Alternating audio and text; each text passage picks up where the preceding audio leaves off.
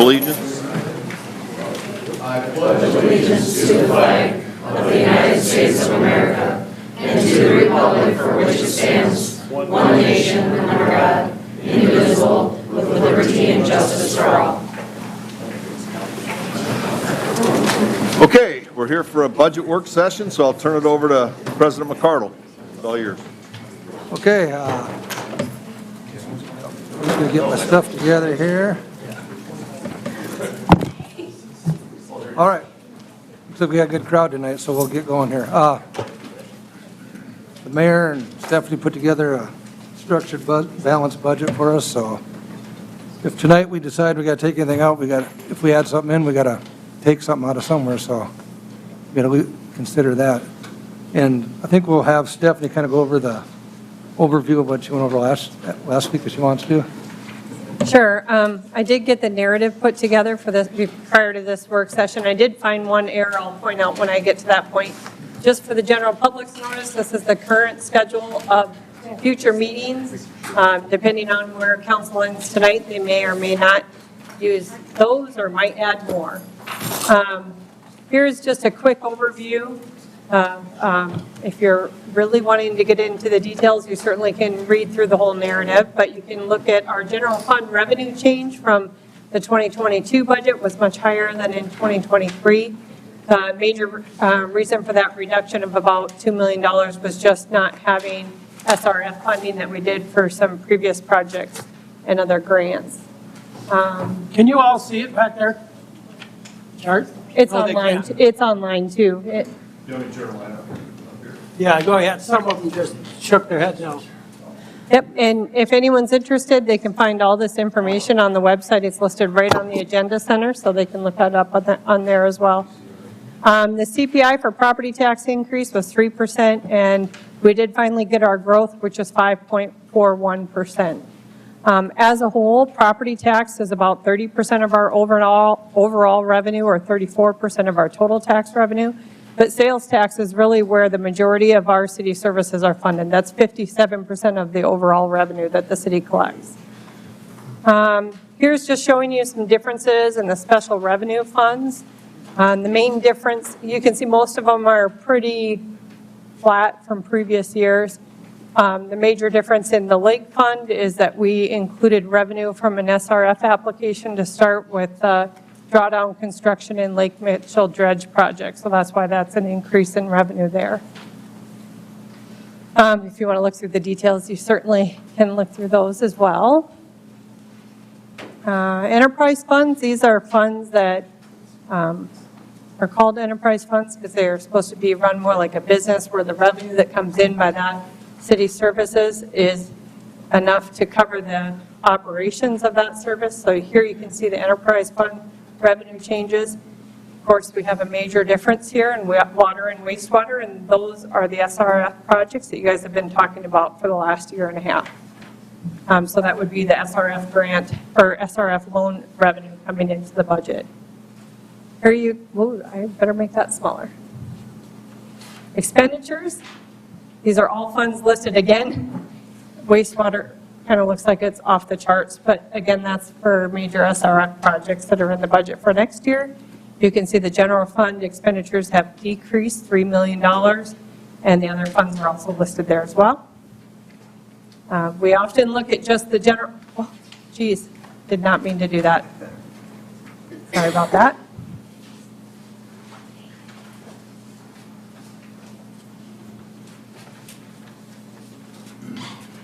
We often look at just the general fund budgets because those are what are funded by our sales tax and property tax revenue.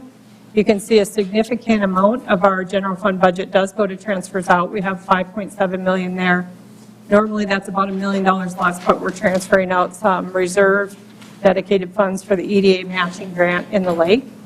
But you'll see the other departmental budgets, they're listed there in order of budget amount. So obviously our higher ones, police, street, fire, so those are street and sidewalk construction, basically our roads and our public safety departments are on the higher end of what we spend. And then these are the remaining expenditure budgets by fund. Again, wastewater is very large, or sewer fund, because we do have major SRF projects planned for next year, and then you'll see from there down. These are just the differences from 2022 to 2023, so you can kind of see where the major changes in fund expenditures are. And again, the large increases are in water and wastewater. There's in Lake Mitchell, that did go up. The rest are pretty flat from previous years.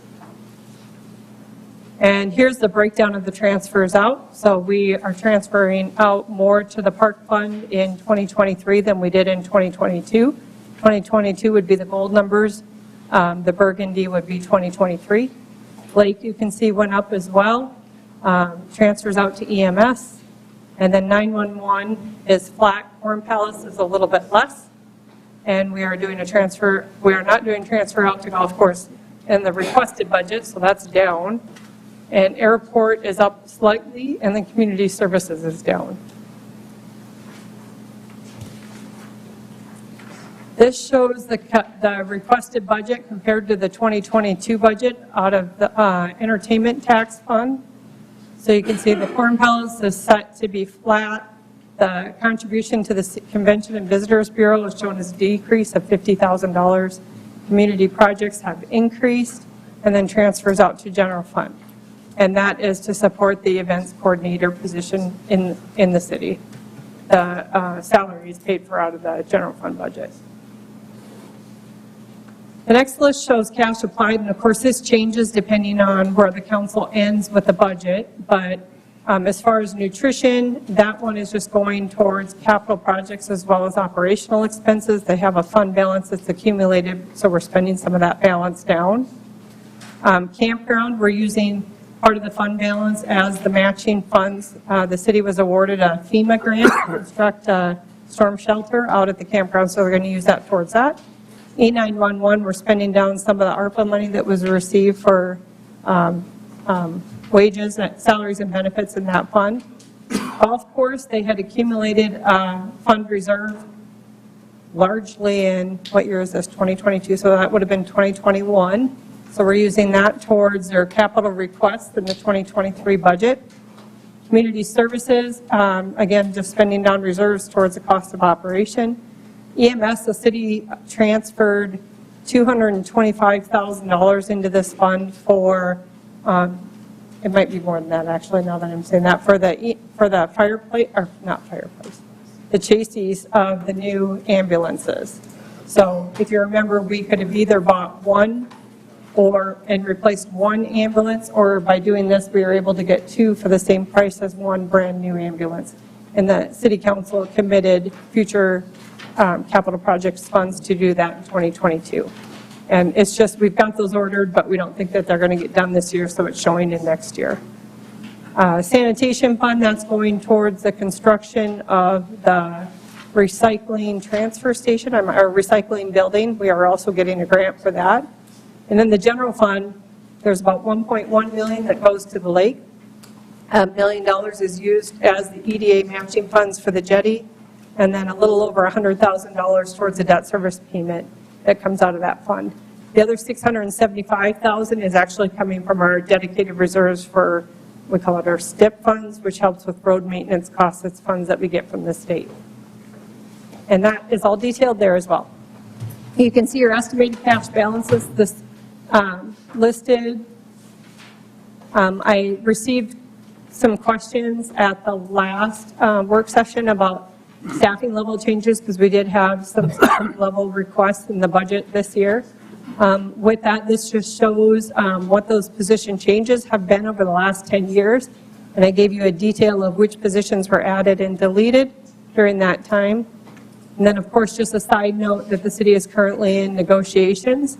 So any outcomes from that could affect the final outcome of this budget as well.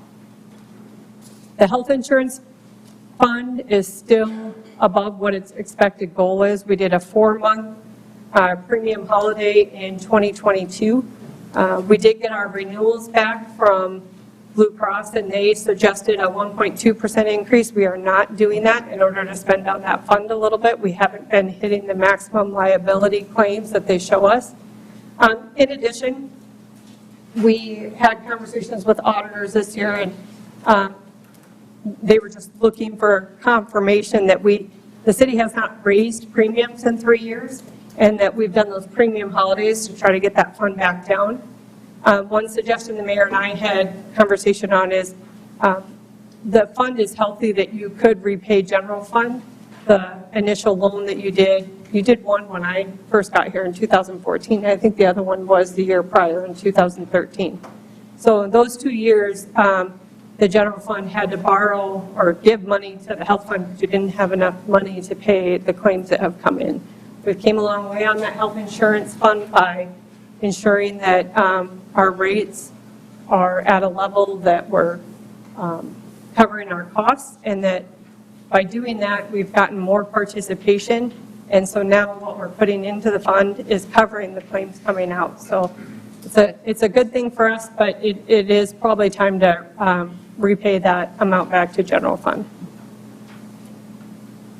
And then of the subsidy applications, there was a committee that met and reviewed those. They recommended funding $546,000 out of the $692,000 of requests. You can see the criteria for those requests coming in. I do have one correction from what was posted on the agenda. I duplicated the Prehistoric Indian Village and LifeQuest, so I have updated the Prehistoric Indian Village. They're in at $9,000, but last year's level was at $13,000, not $10,000. I think I said it was a reduction of $1,000 from last year. It's actually a reduction of $4,000. That was there you can see I have it highlighted. In addition to that, I guess the only other thing that I think is, I should have pulled this up before I moved it over. Good to point out for the general public, anyone who might be listening, the council got a full list of all the capital improvements and other equipment that was requested as part of the budgeting process. I'm going to make this bigger so I can see it with my bad eyes. So as you can see out of the requested budget, $79,000. This is the proposed budget at $76,000. So internally, $2.3 million worth of capital requests were cut from the general city budgets in order to make those our budget balanced. If you weren't here for the first one, you would have seen that we started with a $5.7 million deficit. And part of the way we made up that deficit is by cutting out $2.3 million worth of requests out of general city services. Of that, $875 came out of infrastructure, $449 out of equipment, $958,000, almost $1 million out of facility improvements, and $43,000 out of professional services. Then you can look and see how those cuts were out of each budget, if you're interested in looking at that. But you can see general fund started with 3.9 and went down to 2.3. The reason why the other ones are shown is also, like, if you look at Park and Rec, that's also subsidized by the general fund. Well, not subsidized, they're not an enterprise fund, but they've received money from the general fund. As well as, let's look if there's any ones on here. Golf, in order to fund all of the capital requests that were in there, you would have to make up the difference of this from general fund. So that's just a good overview to see, just for the general public, to see the amount of reductions that we had to do in order to ensure that the budget came to council structurally balanced.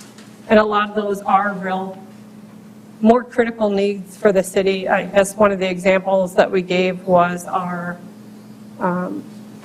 fuel tanks that are currently in need of replacement. We've been told by DANR that they need to be replaced. The cost has went from $200 to $250 to $300 to now I think it's at $500,000. And then timing is funny. So the last time when we talked about replacing the streetlights at 1st and 7th, because they get hit all the time, they got hit that weekend after our last meeting. So they got hit again on 7th. We had actually a city employee who witnessed it happen and called it in for us. So just to point out that continues to happen. I know they reported that they're not really stable on there. You may end up replacing those even outside of the budget process, and that cost was $700,000 I got a quick question. Yeah. Can we just put four-way stop signs up there instead of traffic lights? No, you guys looked at that when you were doing the streetscape, and there was a reason at First and Seventh. I don't know if it was traffic, or Joe might know, or Mike, I don't remember. From that, I believe it was 2013 report, the suggestion was with the traffic counts they had at the time was to stay with traffic lights at those locations. At which ones specifically? 7th and 1st. That doesn't mean we have to, though, does it? What's that? That doesn't mean we have to, though, basically. If we wanted to ensure that or come with a second opinion, we could redo traffic counts and see where they're at. Joe, do you know if that was part of the traffic study? We left Main Street out of the traffic study. Okay. So that is the general overview that I put together. I guess I just will reiterate the same as I did on the cover sheet of this document. This is a work in progress document. It is not final until the council takes their final action in November during the budget hearing. So we will continue to make changes to this requested budget as we go. So just because you see something one way now doesn't mean that's how it's going to look in November. So I just want to make sure everyone's looking at the most current information as it's posted on the website as the council moves forward. So Can you tell me what our estimated contingency would be? it remains unchanged from last year. Let me pull it up. So 844, 764? I believe that's right. I can't see that little print. Okay, then yes. Thank you. And we did budget an increase in entertainment tax and sales tax. So typically when we've done that in the past, we just be cognizant of that. I still think it's a conservative estimate because it's at or below what we've collected the last 2 years. But I just want to make sure everyone's aware that we did budget a revenue increase. Also, the contingency, as we've seen this year, our projects, we budget this much and they're coming in this much. So just be cognizant of that as well. We do have a high contingency, but that is because, for example, your curb tender that you guys approved earlier this year was $20,000 over budget. That's coming out of contingency. I did make an updated list. I don't know if I handed it out, but I have it here if you guys want to pull it up. So Of this current year? of this current year estimates, correct. We had, the other issue that comes into play is that we have several items that we keep cutting out of the budget year after year that are repair and maintenance items, and then we get to the point where things break. So we had 6 windows we had to replace because the water started leaking through them in public service or public safety. The curb tender that was over budget. We had the soccer irrigation pump that broke out at sports complex budget. We had the outdoor pool, had a heater in it that broke that we had to replace, the emergency replacement, or the pool goes down. There's stuff like water heater at the campground. We had the dryer at the campground that broke. We have a lot of those items that come up each year because we keep cutting those replacement things out of our budget annually.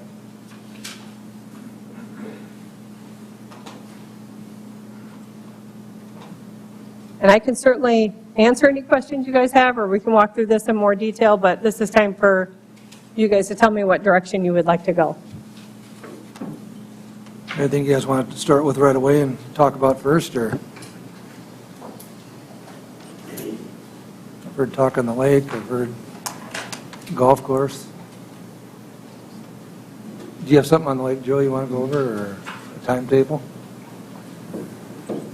I did prepare a overview graph of the timetable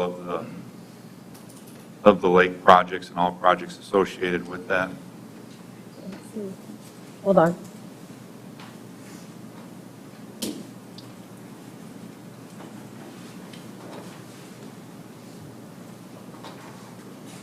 Oh.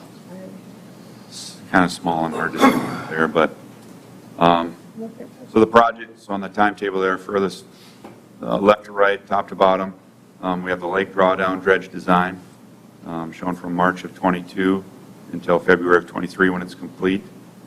The next set would be the SRF application, November, December timeframe for the January 1 deadline for DANR. We do show the final dredge design starting after our lake drawdown and dredge design phase, be phase 2, so we do phase 3 after that is complete. The lake drawdown structure project would start in the fall of 23,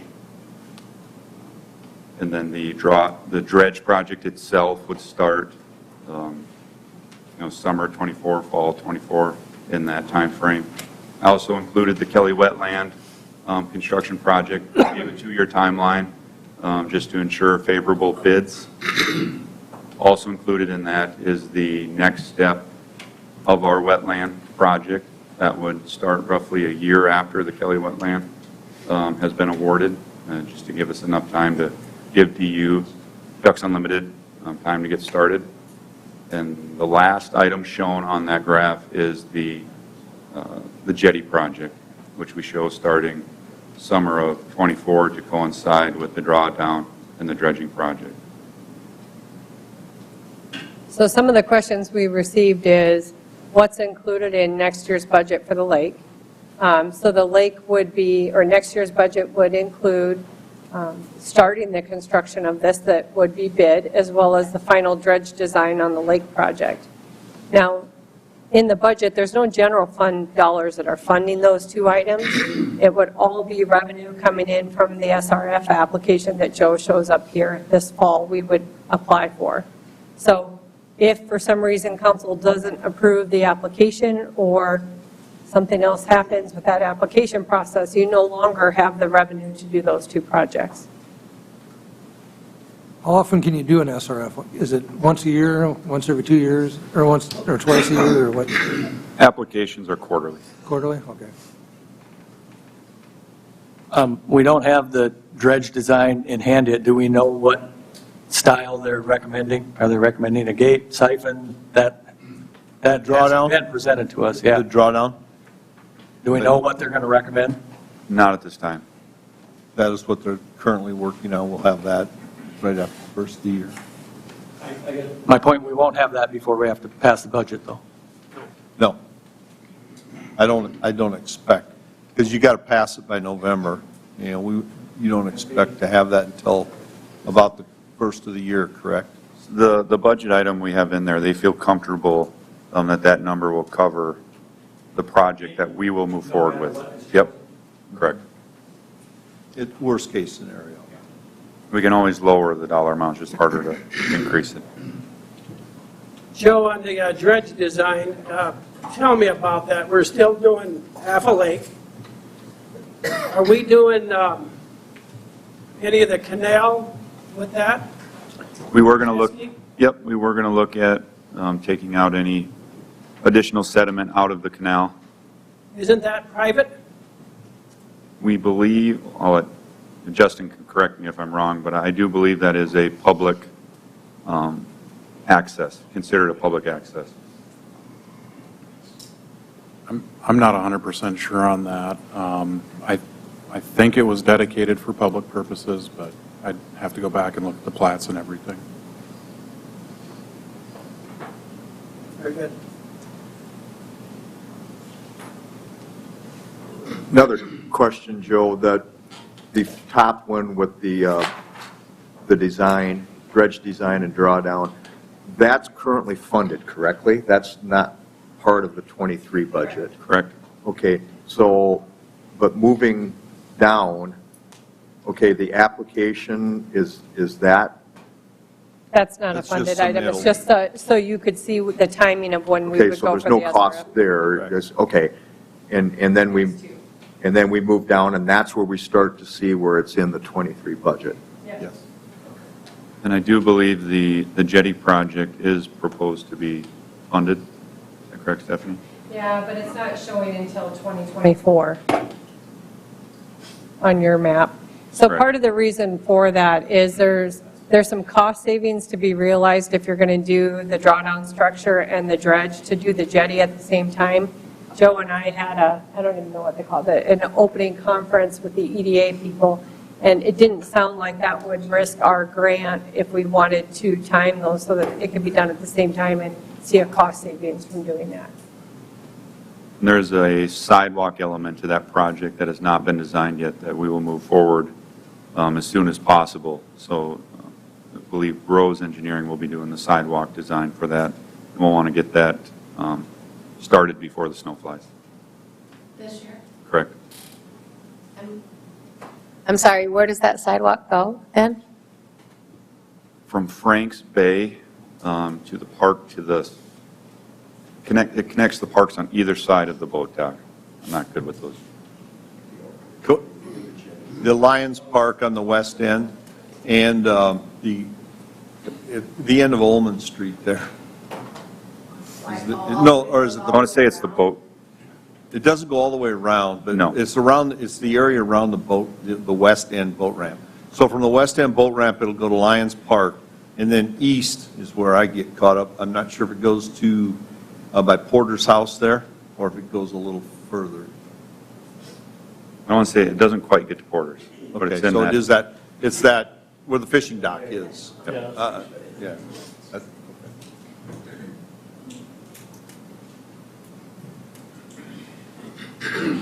So, Joe, obviously you've got this laid out and obviously all bid permitting, I guess, numbers and so forth. If one of these were delayed, then what would it do to this particular timeline? I would say push it out a year, potentially. If we do get delayed, we're ultimately delaying it 1 year. The ultimate start date, or the best time to start would be the fall for a dredging project based on, the drawdown of the water as far as lake access for that summer. So if we could prolong through a fall and start dredging, say, in the winter, that'd be better for lake use through the summer. Okay, maybe a better question is, if we don't approve one of these, what does it do to the plant?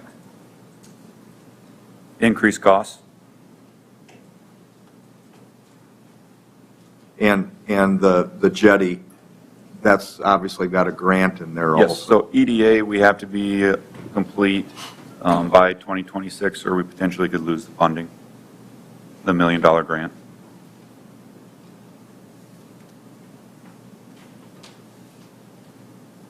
Joe, I have a question about the wetland projects. You show two of them, Kelly, and then farther upstream or other areas.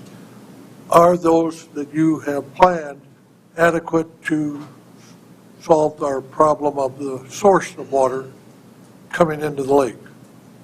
I mean, we had one study done that they said we need 1,000 acres of holding upstream in the wetland, in the watershed, whatever. And I'm just curious if what you have planned here and showing Kelly wetland and the other wetlands is going to be adequate to take care of the Lake Mitchell water source. So the plan that is proposed is to remove a portion of sediment from the lake as much as we can, dollars permitting. We are going to start working upstream to help eliminating sediment from entering the lake. We can't 100% alleviate that. I do feel the drawdown structure will allow us to more easily remove sediment from the further upstream portions of the lake. I believe it's a good plan moving forward into the future to prolong the life of the lake. To answer your question 100%, there will be some water modeling that will be completed as part of this next design. I'd say that's the best I can answer your question.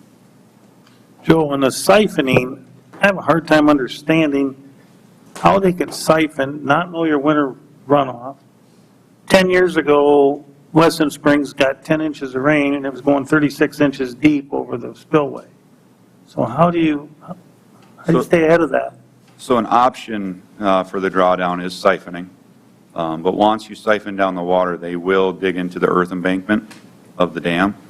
And there will be their design will incorporate, moving so much water through that hole in the dam to maintain water level to a point that they feel confident as far as construction goes in removing the sediment.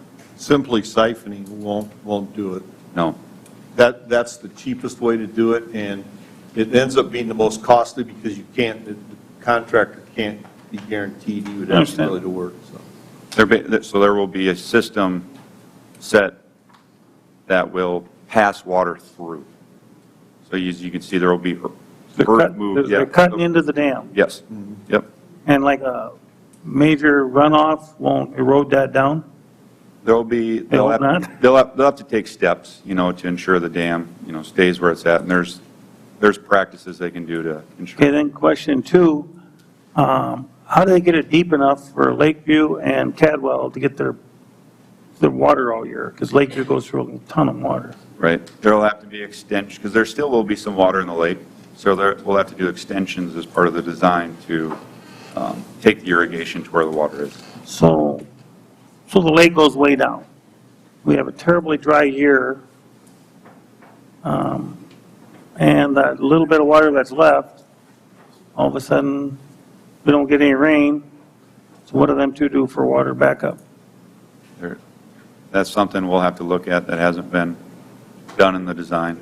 We'll have to look at those options and weigh cost of watering versus not watering if that situation does happen. Mm-hmm. Okay. Joe, do we know enough around the Ducks Unlimited plan to kind of explain exactly how it's going to work? And we know it's going to be wetlands, and we know it's basically not what we initially discussed, but the sediment and so forth is going to go into those holding ponds. Yep. And then once it's there, then you are going to basically need the drawdown in order to get that sediment out of there and not reach the lake.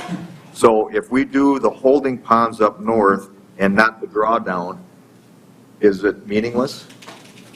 It would be very expensive to clean the wetlands if we don't have the drawdown.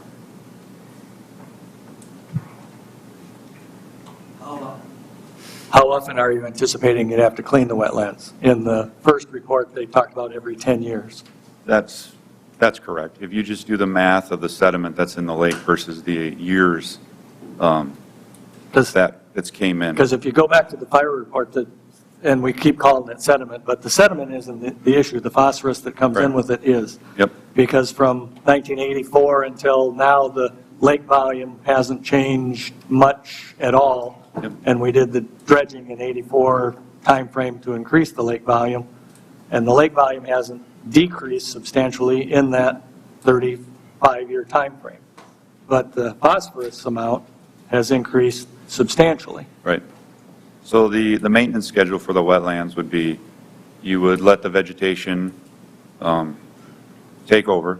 At the point that the vegetation is at the end of its life, you'd burn it, and then you'd replant the wetlands. And we'd make sure the lake is low enough that we can go in and then just bulldoze it all up again and start again? So burning the cattails, actually, the carbon from the what's left over actually will collect more phosphorus, so you'll replant your cattails one more time.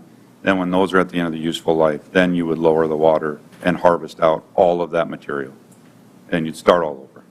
Okay.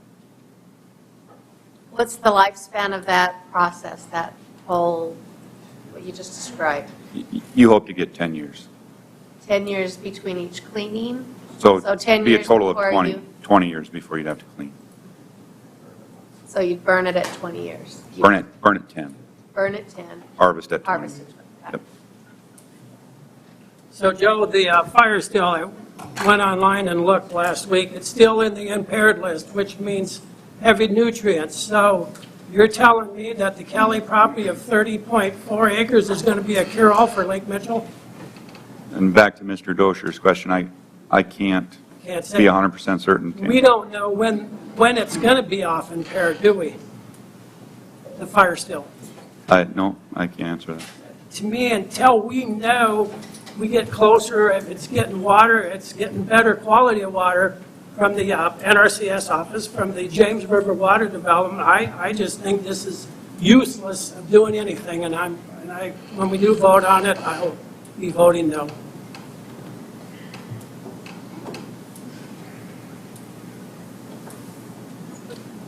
Dan, and so, discussion, so voting no on what? Anything related to the lake, or? Everything until we start seeing cleaner water from the fire still. Well, you'll be dead by then. But then what's the use? Did you listen to Dakota Wesley and say if you don't have clean water coming in? Right, but Dakota Wesley. what's your level, your definition of success? Cleaner water or less than 100 micrograms per liter? I don't know. It's all depends on if it gets off. You know, they had Skunk Creek up there that over by Minnesota, by Sioux Falls came off. There was a little bay or a little creek coming into Lake Hansen that got off the impaired list. Let's see if this can get off the impaired list. Let's work with the agencies we've been doing now. That's what the study from Dakota Wesleyan said. Correct. They said with this wetland, it will greatly improve what we're doing. So it has been taken into account. I guess it's up to you guys whether or not you want to continue on with it. But we're at the point now where we got to make a decision at some point here. Okay. Has the Friends of Fire Steel come to the party recently? They were always They're raising. fundraising. They're working on raising. Will they help to offset any of these costs? Yeah, their goal is to raise $3 million to help with the cost, so.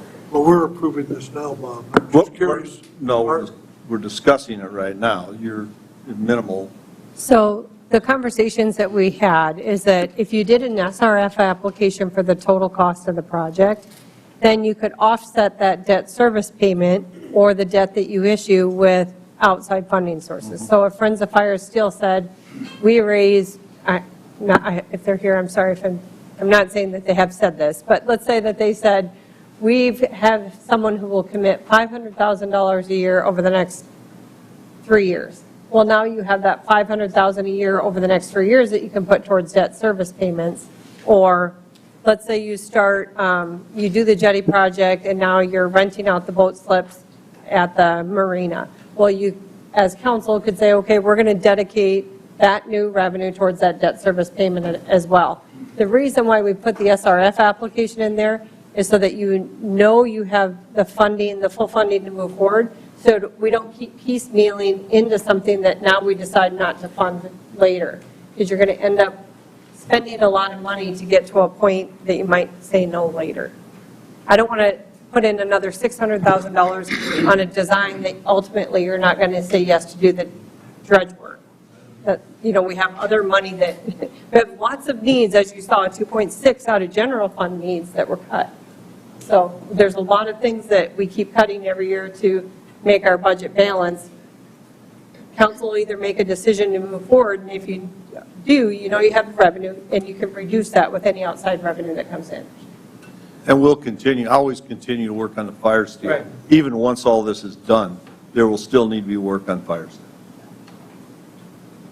Are we making some progress going up north that you're aware of? We are. here? We've identified more sites for possible wetlands, and we're working, talking with people all the time, constantly. So, We got another meeting October 11th, I think. yes, we do. And it sounds good, but they're in harvest right now, the farmers, so are the ranchers, so we'll see what transpires. Yeah. We're far ahead of where we were 5 years ago, let me put it to you that way. You know, and that's a very good point. Marty and I were visiting a little bit today, and we've been on this council for a very, very long time, and going back to FIRA, and even before that, some of the discussions, and we've been slowly moving forward, and yeah, nothing's fast, but I guess the council made a commitment years ago of trying to make an effort to clean up Lake Mitchell, and I think we've made a lot of strides, and I would hate to see us halt now that we've got at least a little bit of a finish line in place. So I just want everybody to consider that, and I'll be interested to see what some of the other citizens in Mitchell think. But if they didn't want the lake cleaned up, I wish they would have said something 10 years ago.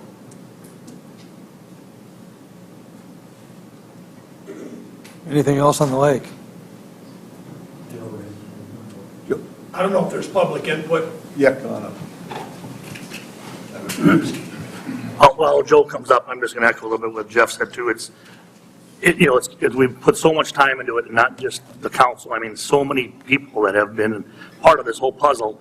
And I agree with you, Jeff. If there's been doubt in our minds, I apologize to everybody that has put time in this project, because I've always sat here with the fact thinking that us as a community was going to move forward on this project, because it is a huge intake for us to do, and the amount of money that we were going to do it, but just the amount of hours from everybody throughout the whole state that has been involved in this project. And I guess if the votes aren't there to keep on moving forward, I guess I'm going to be pretty disappointed that we have led, in my mind, have made the community, in my mind, feel that we were going to do this project, and now all of a sudden we're going to back it off maybe a year, and maybe it's going to be forever then. I really feel that the steam is there, and if we back it up 1 year, I'm really concerned that we might lose it completely in full. Yeah, I'd have to agree with you, Marty. I think there's nothing that's more disheartening, and maybe even we can go as far as saying insulting, than asking a community, what are your priorities, and having them tell us, and then turn our back on them and say, well, what's your second? What would you like instead? So I feel like the community has spoken to us, and they've told us that their priority is the lake and Main Street, if you want to know the top two. So, but we've been looking at this lake, and we've been, getting the input of people who have put a lot of, they've invested a lot of time and energy and resources, and for us to take a step back at this point, I think would be a huge mistake.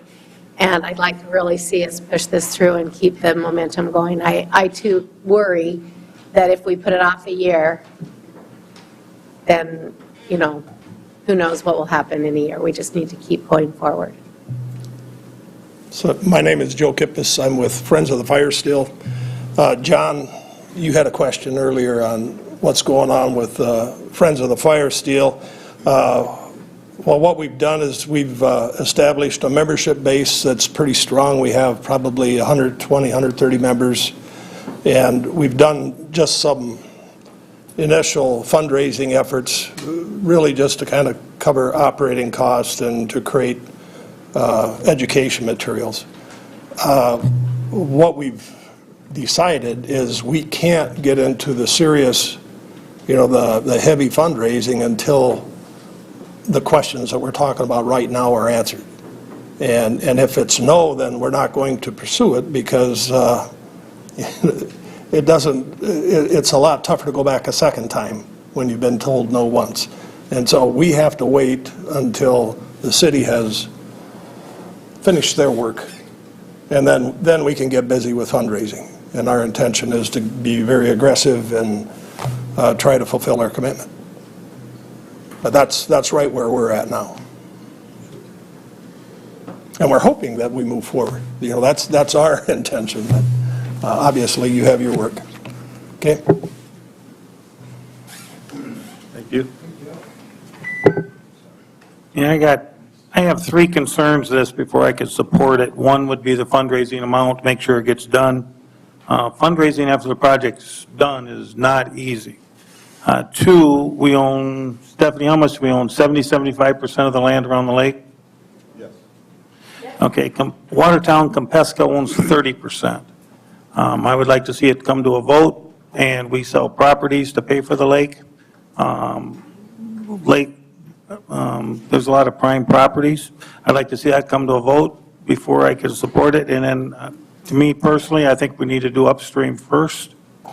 And I want to get the lake cleaned as much as anybody, but I think we're doing it prematurely. And I just think we don't even have our first one done yet. And I know we're working on our second one and our third one, but until they get either started, completed, or confirmed, I couldn't support it at this time.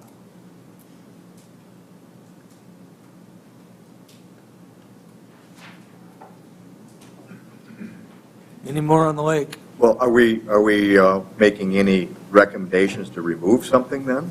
Are we going to wait, or it's not going to affect the general fund? No.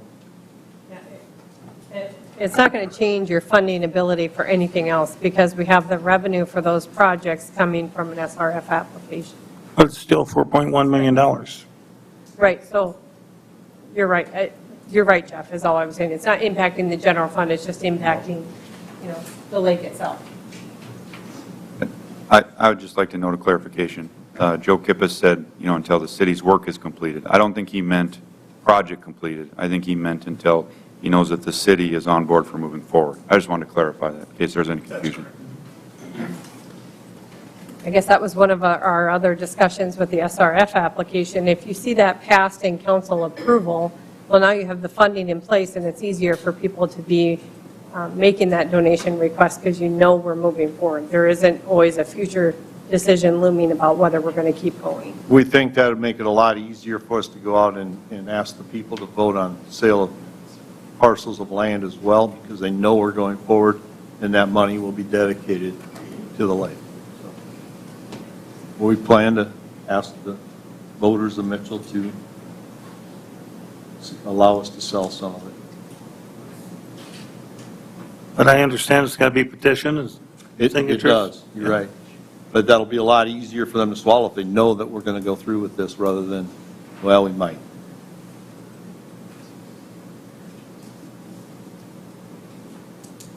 And so what's the idea on the timing for that, are you thinking? Well, the SRF application will come back to you in November for submission in January or October. When is that, Joe? It would be a meeting more likely in November, or we could do December also. But then we will submit it in January. Correct. The state has already told us they will allow us to fund this with an SRF, so I don't see it being rejected, but that's the timeline. And anything you do, if you postpone it, it's not going to affect your general fund any for this year, so. All you're doing is moving it back. Other than if we abandon the jetty, we can put money back in and send Yes. the grant money back, Right. which we approved already. That is correct. Are we going to meet early on Monday to do a little work session again? That is up to you guys as how you want to move forward today. Should everybody think about it for a week and then let them know if we want to move forward next Monday? There you Is that a good idea or not? It gives everybody time to think about it. And So make to a clarify, is that in what I list that as the EDA grant Jetty Project as one item, and then I'll also list the dredge and the drawdown structure as a second one. Correct? Yes. Okay. And then also the dredge design, is that included in? Yep. That's a third one? Well, you're not going to design the dredge if you're not moving forward with the project, is what I was looking at. Oh, I see what We you're better saying. both together. Yeah. Right now, they're shown together. And, okay, so thinking this through, if the SRF stuff comes to us, I'm thinking the potential, so, and it probably wouldn't unless somebody changed their mind, but the potential that in this discussion we say no to the lake going forward, but then we'd stop the SRF application and then just wouldn't bring that, I'm assuming. But what if we say yes to the project and we bring the SRF application and say no? And it stops, then it stops then. Would that still be in budget process, or is that under the council? Well,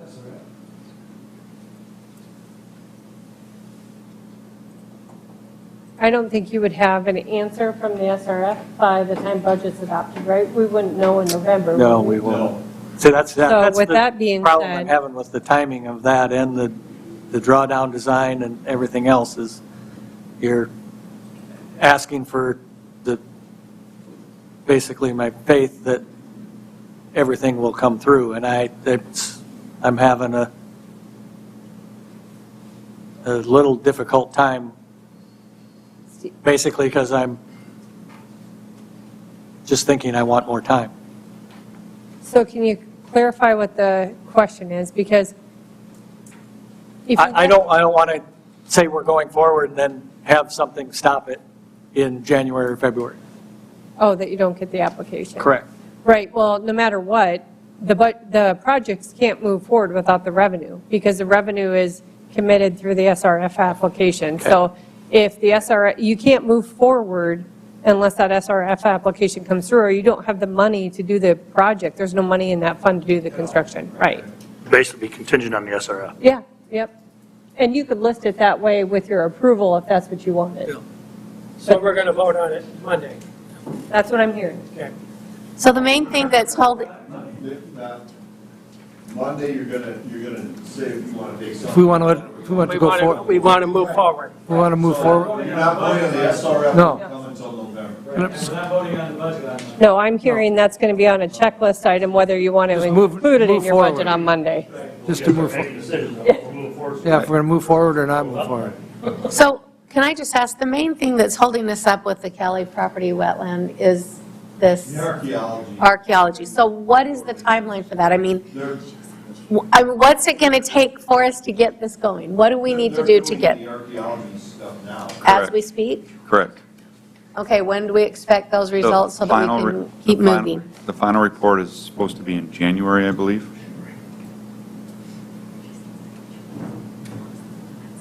And you got to remember, it is a wetland. We might not get in there next year. We don't know. Because It's a wetland. It's a wetland right Might get now. a lot of snow. It's expanding to wetland. I know that property. I've seen it not get in the bottom down there for 3 years in a row. That was when we had abundance of rain too, but this past year would have been nice with the drought. Yeah. Joe, you can correct me, but even if they were going to do the drawdown structure and the dredge, it's done in the fall, after the summer, correct?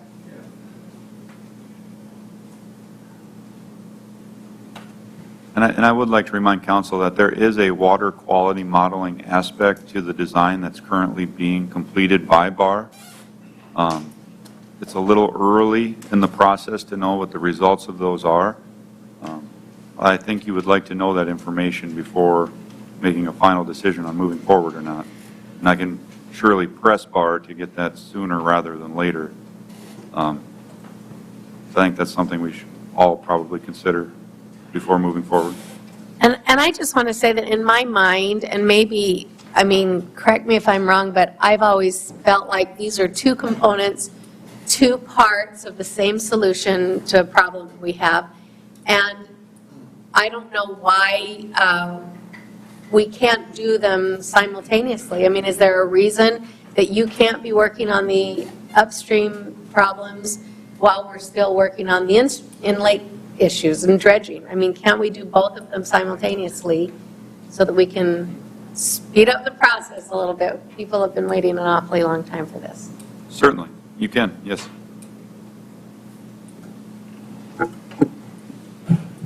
And I guess just another thing to keep in mind is if council's wanting to wait to get final approval pending the outcome of the SRF application, you could always put that contingency as part of your budget approval process.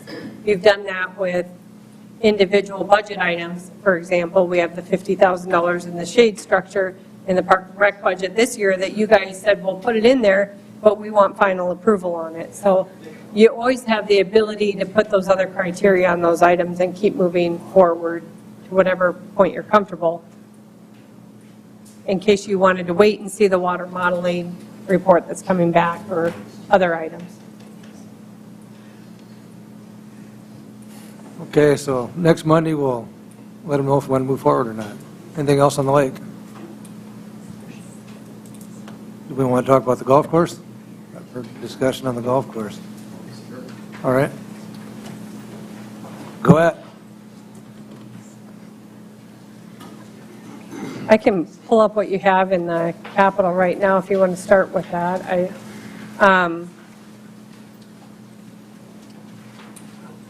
There was a change from when I originally reviewed this. When I first got the budget request from the golf department, it said that they wanted $65,000 for an equipment lease for 4 years.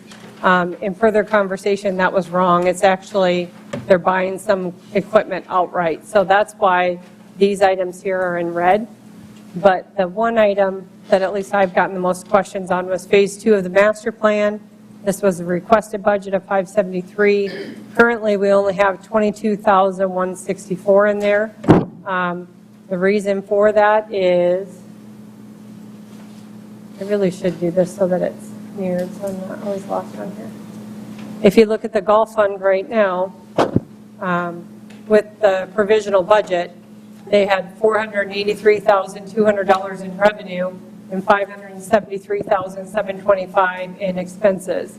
So the way it is now, they're already going to be spending money out of reserves in order to balance. So really that amount that's left is just what was left over from the rest of their operational costs that they could use towards capital.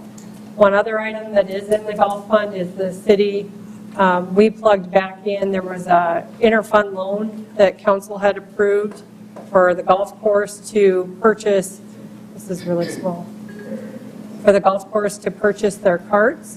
So we do have the repayment of those carts plugged back in. And like I said, they had $65,000 for equipment. It was actually $70,000, so we had that correction made. And the rest of the items towards that Phase 2 is just deleted in order to balance the budget without having to require a general fund transfer. I was asked what's all included in Phase 2, I think, and whether that's the remainder of the project. So I just wanted to point out, in this year we did Phase 1, Phase 2, you can see the amount there. And then the total project of all of the phases in the master plan is $3.6 million. And as Kevin Nelson likes to remind me, in today's dollars, or yesterday's dollars, maybe even more accurately. And then the golf course did provide this for us. I think that's it. Oh, that's really hard to see up there, isn't it? But this shows the phases that they'd be working on. And I don't know, Kevin, what color was Phase 2? I can't see that. Blue, this light blue. If you want to turn off the light, it might show up a little bit better, yeah. So this light blue color is what was proposed in Phase 2, and I don't see it. Maybe here? Are you sure?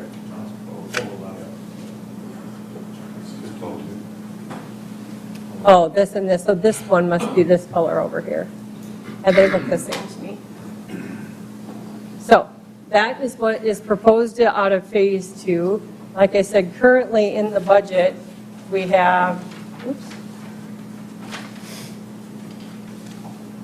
of the total requested cost, we removed $550,000 in order to balance the budget without a general fund subsidy. So that's the only overview I have. If you have questions, I believe Kevin could answer those, or Jason Canary might be here as well. On the carts, it looks to me like you spent $100,000 on the carts all for next year. They already bought the carts, but they have Understand not, that. yep, they haven't repaid the general fund yet. I understand that. Usually it was always on a three-year payback in the past. I have no idea. All I know is council said that it would be an interfund loan, and I was supposed to track it, so that's what I'm doing. So you expensed it all out for next year's budget? It was actually originally requested to come out of this year's budget by Nate, But they didn't get the and I cut it out so that we could ensure that they had enough fund balance to cover their costs, since they added a full-time staff member into the golf fund. So it'd And be at the time, they had less. My point is, it'd be a one-year expense, and so the next 10 years, when the cart has, we won't have that expense. If you do expense it out, it's going to look bad this year, but for the next 10 years, it's going to. On the budget, I'm the liaison, so I'm going to, Jason can fill in whenever you have questions. On the budget, we got $518,000 of income. I was looking at it year-to-date, and with weather coming up in the state tournament, I mean, golf is weather-related, and it looks like to me we're going to be pushing $600,000 in income, and that's projection. If we get a snowstorm in the first week in October, that changes. We're going to be way ahead of budget this year. And with the state high school tournament, I mean, that's going to be huge there's going to be 400 people in town this Sunday, Monday, Tuesday from all over the state. so to speak, fuse. A few things I wanted to bring up, what the golf course has bought out of the budget in the past, and the city owns now. They bought 10 acres of land, gave it to the city for the driving range. They did it out of their budget. They built the driving range, the tee boxes out of their budgets. The 2 restrooms out there were both bought out of the funds from the golf course. The north addition, the first one, was bought from the golf course, given to the city, and the addition of filling it in. The cart pass, the first one, they did $40,000 worth of cart pass to give to the city. Now naturally, the city's kept them up. The storage shed that's out there, the 24 by 40, they just built about 4 or 5 years ago, came out of the golf course. And all private sheds out there was built by the golf course, which the city owns, is used, they can, whatever you want to call it, you can borrow against it, it's equity. That is just the 48 golf carts, which are not paid for, but will be given to the city as far as once they're paid for. But what do you mean they're given to the city? They stay owned by the golf fund. The city will own them once the enterprise funds pays them. They're an asset of the enterprise fund. They don't, that is the city. Are we talking about like private funds too, or are we talking about? I'm just talking about all the stuff that's, and then take the golf carts out, but I'm talking about all the stuff that they built out of there, that the city owns, that they paid for out of the course in the past, and I'm not talking future.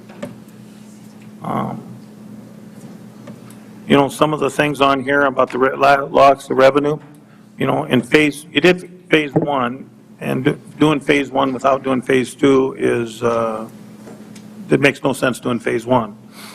You can stop after phase 2. Phase 7 and phase 8 are wish lists that'll never happen. A 9-hole practice facility and a driving range that Minnehaha would be proud of. Not there. But once with phase 2, if you wanted to stop, you have a nice golf course. While they're rebuilding, as far as loss of revenue, how do you know? They will have 17 usable holes during construction, but they will have one temporary green in the fairway. You know, you'd have to make probably a par 4 on 10, and then temporary, and then a par 3 would be used a 10 green. So you would you'd have a 17-hole golf course basically.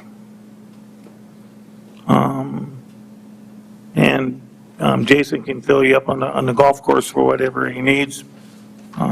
This is just for me being a liaison and what I've come up with. I guess one thing just to clarify, so anything that the golf fund is purchasing, the golf fund is part of the city. It's just an enterprise fund, so it means any revenue that the golf fund raises stays in the golf fund, and it can only be used for golf expenses. But no assets transfer back and forth. It's all the golf course, which is a fund of the city. I do have, this is the current year-to-date as of right now, and you can see the revenue is $470 for the year in 2022, and here's your expenses, $451. So the net, and $59,000 from the general fund this year, so the net is ahead $78,883. So that's year-to-date as of right now. That's where the revenue is. And then I was just about to pull up the comparative balances that shows 5-year history. Maybe it won't work.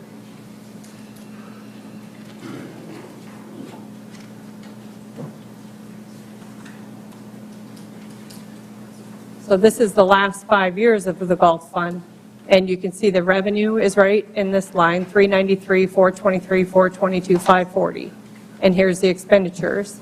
And then this is the difference. So in 2018, it was a loss of $24,000. 2019 was a loss of $300. 2020 was a loss of $40,944. 21 was, I don't know if someone else can read that better than me. Thank you. So that's why we didn't have them pay back that fund last year as the former director wanted to, because we wanted to make sure that the balance would be there so we wouldn't have to do a fund transfer at the end of the year. So, and here we are year-to-date 2022. So traditionally, oh, I'm sorry, do you want to say, you keep reading. Traditionally, when we are doing improvements on things like the hockey arenas or the swimming pool, I mean, choose any facility that we have in our community. When we do this, we usually ask for the group that is behind it to put some skin in the game. That's what we always say. We always say, we need to make sure that you've got some skin in the game. And so I think the thing that I'm struggling with this is that I'm seeing that we currently, there's an outstanding debt of $100,000, and I'm not seeing their skin in the game in this project. And I wonder if it's something that maybe they need to look at, maybe they should raise their rates or do something else to help increase revenues so that they have something to put towards these improvements.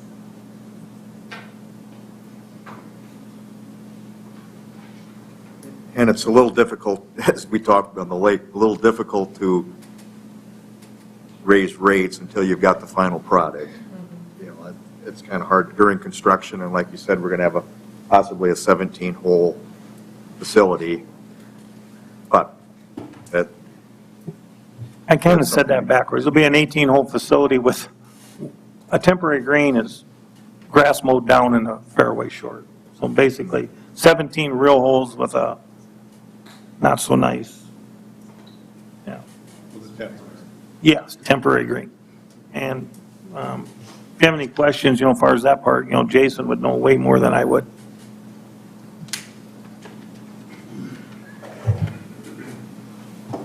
You want to say anything, Jason?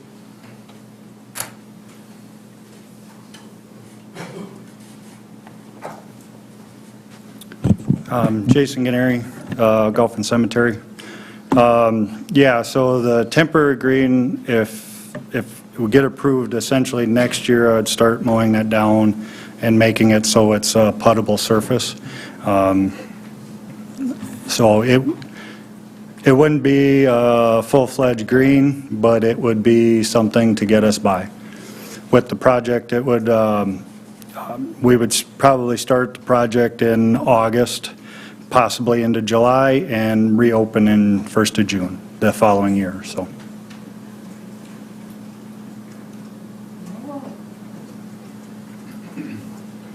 So one of the questions we asked as throughout the last few weeks is raising of the rates, and I don't know, you guys obviously have talked about it at the committee, and the answer that came back was potentially around 50,000 increase. Is that kind of, Dan, what you kind of discussed? You know, it's just 2012 we had our best year ever. Now you got to go back. We opened on March 11th and never had an open date, closed date until June 1. I mean, you just don't have that. So this year we were off to a horrible start. And I'm assuming, I didn't care do month to month, but July, August, and September, correct me, Jason, but I don't think you could get any better. Every golf course has had an amazing last 3 months. The end of August, we were even with last year for revenue, so. But yeah, it was not a good start, and we just kind of plugged away and made our way back. Last year, we were at 540 at the end of the year. If we have a good fall, probably be at least that, so.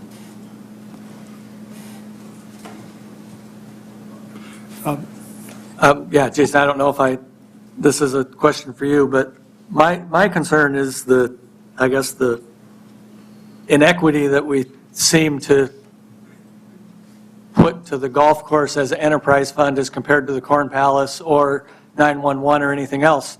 In the budget narrative that was shown, we had no problem putting general fund money into the Corn Palace, and that's an enterprise fund, or putting money into the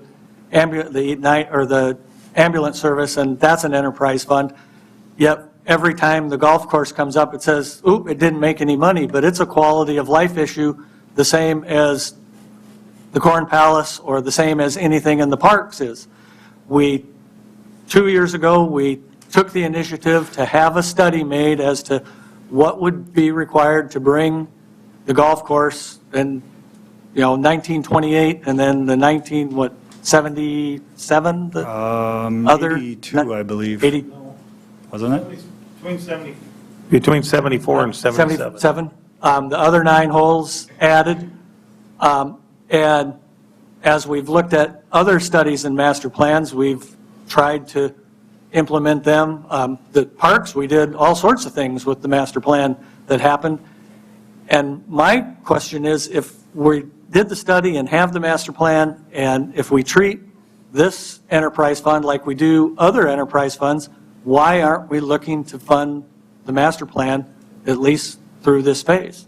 I don't get it, why the Corn Palace automatically gets money and it's an enterprise fund, or the ambulance automatically gets money and it's an enterprise fund, and other enterprise funds get money handed to them, and every time the golf course comes up, oh, it's not making any money. Well, neither is the ambulance, and that's why we put it in an enterprise fund to begin with.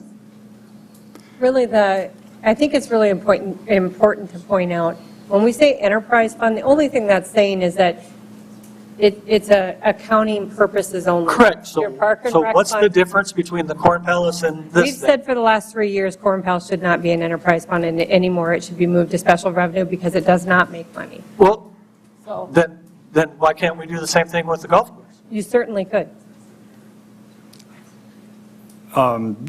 Just to go back just a little bit, but on the rates that you guys that you asked about, at our last meeting, we talked about increasing rates slightly but not a whole lot, kind of like what was said. You don't want to raise rates significantly until the product's done.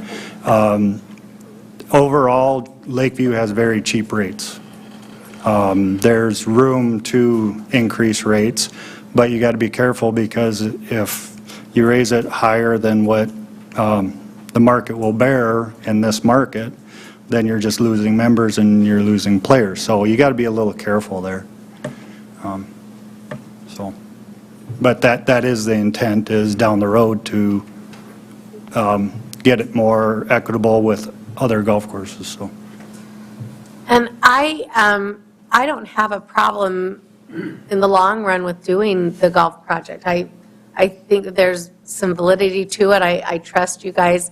But I guess my question is this the year when we have other things that in my opinion, and I think in the opinion of maybe a lot of people, are maybe more pressing than doing this next phase of the golf course? Maybe this is something we look at for 2024 when we're not in this tight budget year. Let me ask this follow-up question with that. We had indicated, when's the start and completion date, and it was relayed to us that it would be bid in 23, and then construction in July, August 24, and then completing in 25. And so in 23, theoretically, it's just the design or part or the bid part. Does this have to be a whole project in 23, or can part of it, since it's basic construction, going to be start in 24? Is it a 24? Can we split them? Can you get a bid without full money? Without what?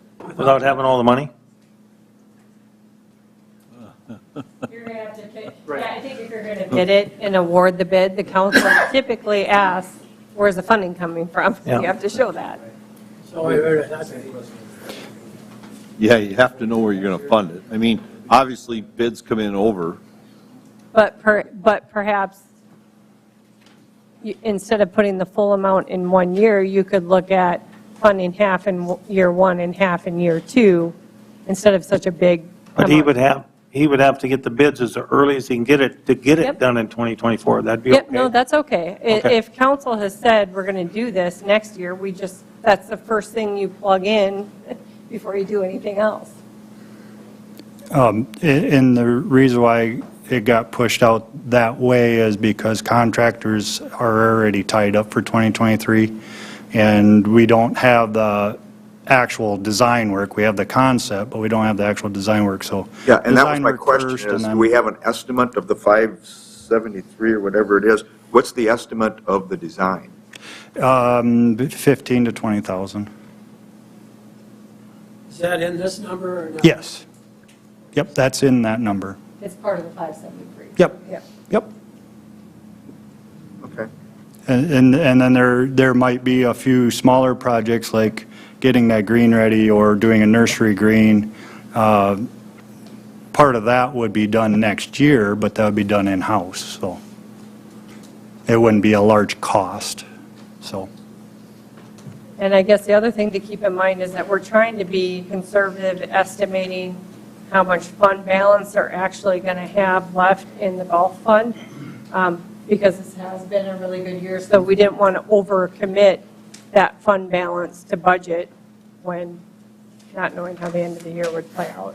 So it's always possible you'd have more in 2023 or the end of this year, 2022 left over than what we're anticipating to have left over. It's better being on that side. Well, yeah, it is better because then we don't have to supplement cash, so.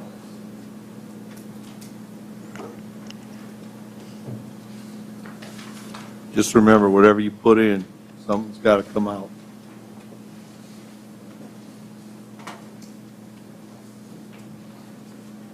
Any other golf course talk? I guess I've already said this, I think I said it in my narrative as well, and I might have said it at the last meeting. We plugged the $100,000 in on the repayment just to keep it top of mind as part of the discussion. There's no requirement, like Dan was saying, that it was paid back this year. It's just to ensure that council told me this is to be repaid back to the general fund. I'm going to keep putting it in there for your discussion as part of budget. So you always have the opportunity to say, you know what, we don't want that paid back next year, we'll do it in 3 years from now, or whatever. But it's on your table to discuss how you want to take that repayment. Well, we received the cars. We did. Good. Over a year later.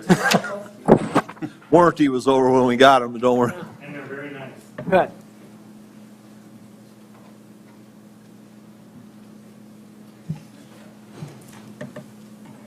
Is there any other things you want to talk about besides the golf course and the lake at this moment, or you want to?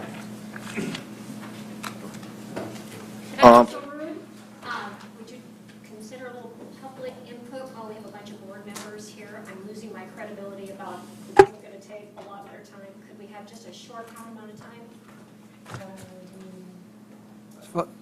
As far as the Subsidy cuts. We're kind of the leader in the cuts, not that we're bragging or anything, but. Actually, on the email that was sent out to all the subsidies, council asked me to let them know that it may be discussed, but that it wasn't automatic that there would be a presentation. It would be so that if they had questions, they could answer those questions as they arise. But we weren't planning on presentations from every subsidy. No presentation, just some responses. I'm interested in hearing it, so. Hold on. Do we wanna- He's running it, so I'm just saying I'm interested in hearing it. Anything else we want to talk about first, We or can move on to subsidies. I guess that's up to you. anybody else have anything? I've just got a few things on capital expenditures, but if you want to move on to You want- subsidies, whatever It's your direction call. you want to go. We can do a quick deal on the subsidies if they want to. Okay. Come on up, Jerry. All right. Now you're thinking this squeaky wheel gets the grease? Maybe. No, I'll be short.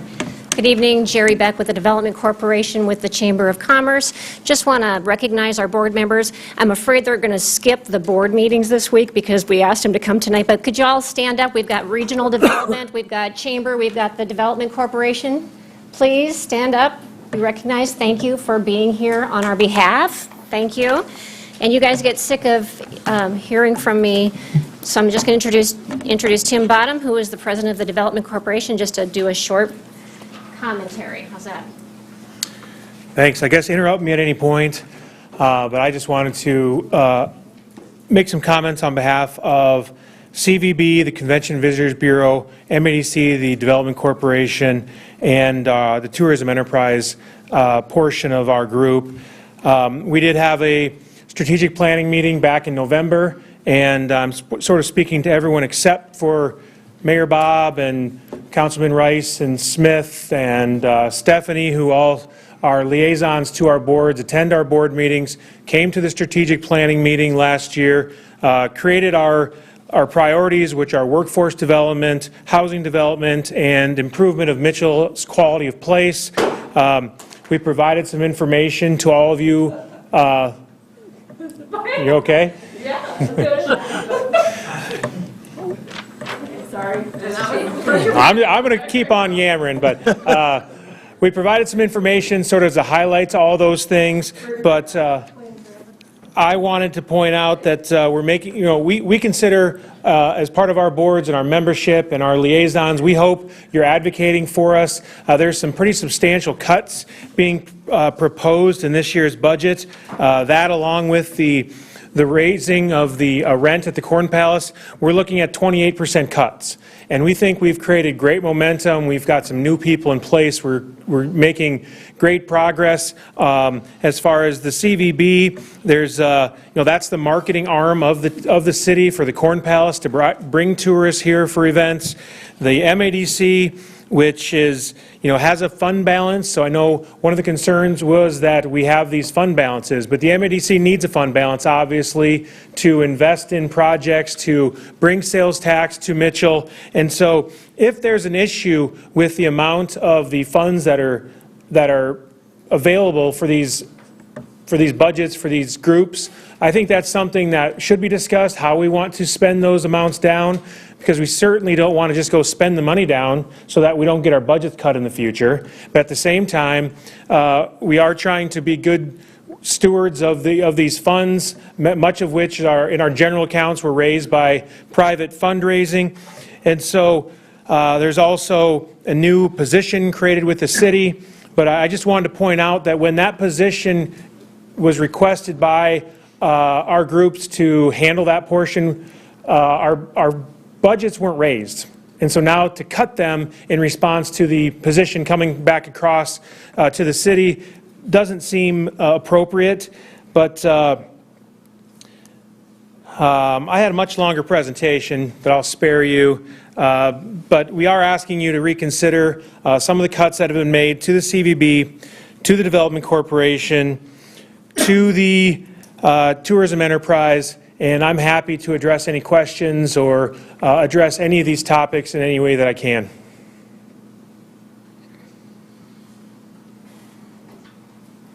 And I've looked at the cuts, and I'm the chamber liaison, but because I'm not the MADC liaison, I don't understand that as much and understand that cut. I do know in the narrative it said because of the SEA being moved across the street, but I also understand that that didn't make a reduction in force for the chamber. There's a person in that position that's still doing all those things that the chamber had done. But from the MADC standpoint, what do other communities do from a MADC funding, or how are those relationships in other communities? Are Brookings, Watertown here in Aberdeen, Vermilion, that type of thing? I don't have exact numbers, but I can tell you that we've looked at that issue, and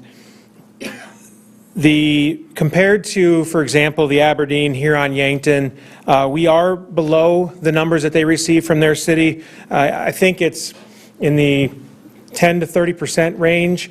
And so that's the concern, is that we consider these to be investments in Mitchell, development, marketing. And so to grow events, to increase sales tax, to drive revenue, that's what we're doing. And I think, personally, I'm biased. My presidency of the MADC is about to come to a close. But I think we've met a lot of the goals. We've accomplished an amazing amount of things, as you can see from the information we provided since the strategic planning meeting held last November, which obviously, the goals are important and I think are in the right place. We had input from members of your group, and so I'm here to advocate on behalf of all the members, of all the people in our community who come to these board meetings and make an effort to grow our community and develop business and market to tourists and to the surrounding communities, to drive revenue for the city and to make it a better place, and to improve housing, improve workforce, improve quality of life.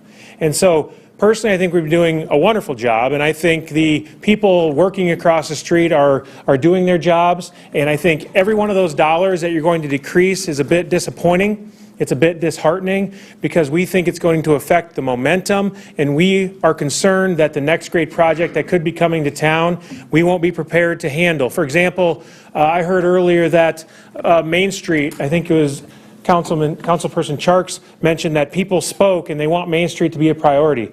There's been a lot of progress on Main Street this year, and that's in part due to great work from the city, and I think it's in part due to great work from across the street. And in fact, the primary developer from California sent me a letter as the president of MADC commending the group from MADC, commending the staff. He said it's been wonderful to work with the city of Mitchell, and I'm excited for the progress and the great things that are coming for our Main Street, just as an example. Any other questions for me? Maybe not a question, but I was just going to make a comment, Tim, and anybody can answer it, I guess. But one of the things that we did look at in the MADC, and of course I am the liaison, and we know one of our biggest concerns is workforce development. And from workforce development, you could roll right into housing.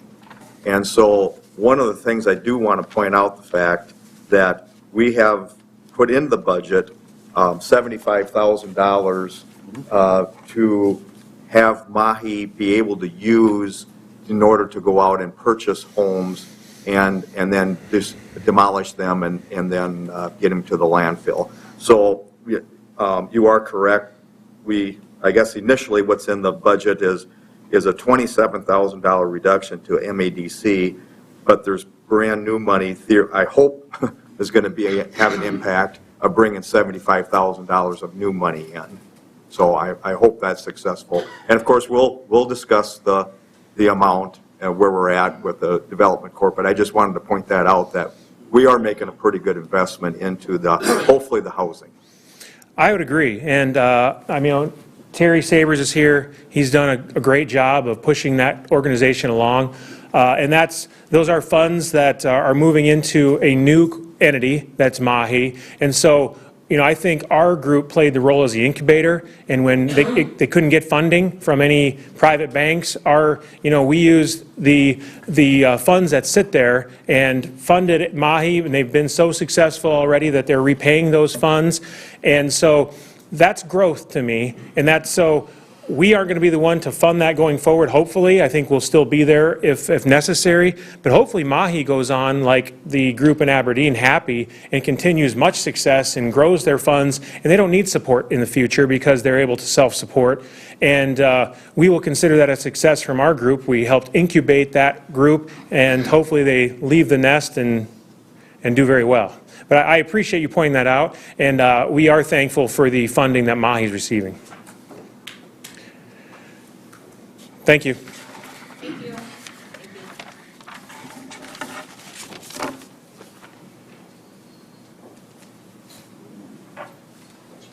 I don't know if I'm stepping up out of turn here or not, or if I'm allowed to, so I just thought I'd jump up while we're talking about subsidies. Hey. I'm Dan Buchelman, president of Mitchell Main Street and Beyond. Our request this year was small compared to most of the requests you're asking for, or you're discussing today. 2 years ago, we led the charge with nonprofits when COVID came along to say everybody needed to take a cut. We got them together and said everybody needed to take a cut. And we took a 25% off of our budget 2 years ago. A year ago, we got that back to where it had been previously. This year, we asked for a $3,000 net increase to our budget. And we've added an additional employee. They're both part-time employees, but we've added an extra 5 hours a week to our staffing levels, with the commitment that we're also bringing another event to Mitchell. In addition to that, if you look at what was presented in the budget packet, there's a lot of events going on downtown. There's a lot of things happening. And Main Street has a big impact on economic development downtown. Now, as Councilwoman Charks stated, Focus 2040, the number 2 priority for our voters in town after the lake was downtown. So there's a lot happening down here. We run the bid district as far as hosting those meetings. We also do the Zero Interest Loan Fund, which has been very successful. We've awarded out a couple of loans, funding projects across the street here with the Main Street Mercantile, Charlie Shoe Repair, and others down the street. We expect that will keep happening. We have requests right now for nearly all of our zero-interest loan funds that are currently projects being worked on, which is excellent. We like to see those dollars going out and being used. What do you have in the bank there? The total amount before any loans is about $120,000 that can be used out. So we use it in $20,000 increments for the most part to help tip the scales to get projects moving forward. So there's several requests that are just kind of working their way through.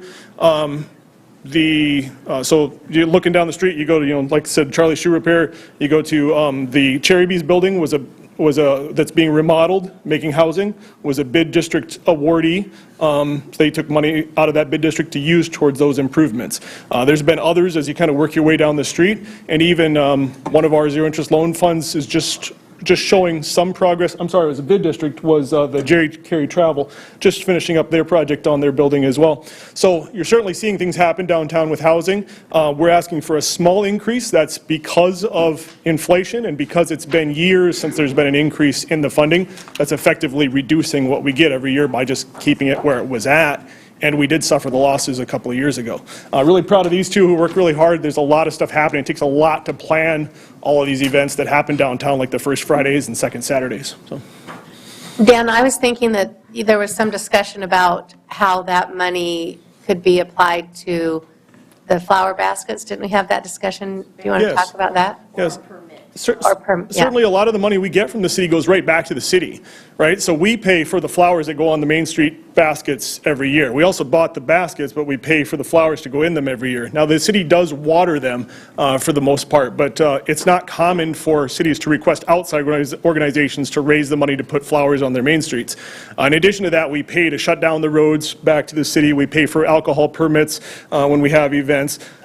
We pay for all kinds of sort of street closure and permitting fees for all of our events. So those dollars come to us and turn around and come right back in many cases. Yeah, we'd certainly consider as an alternative to funding this way if we were able to get our permit fees waived and let Park and Rec plant the flower baskets or something like that. We'd be open to that as well. Yeah.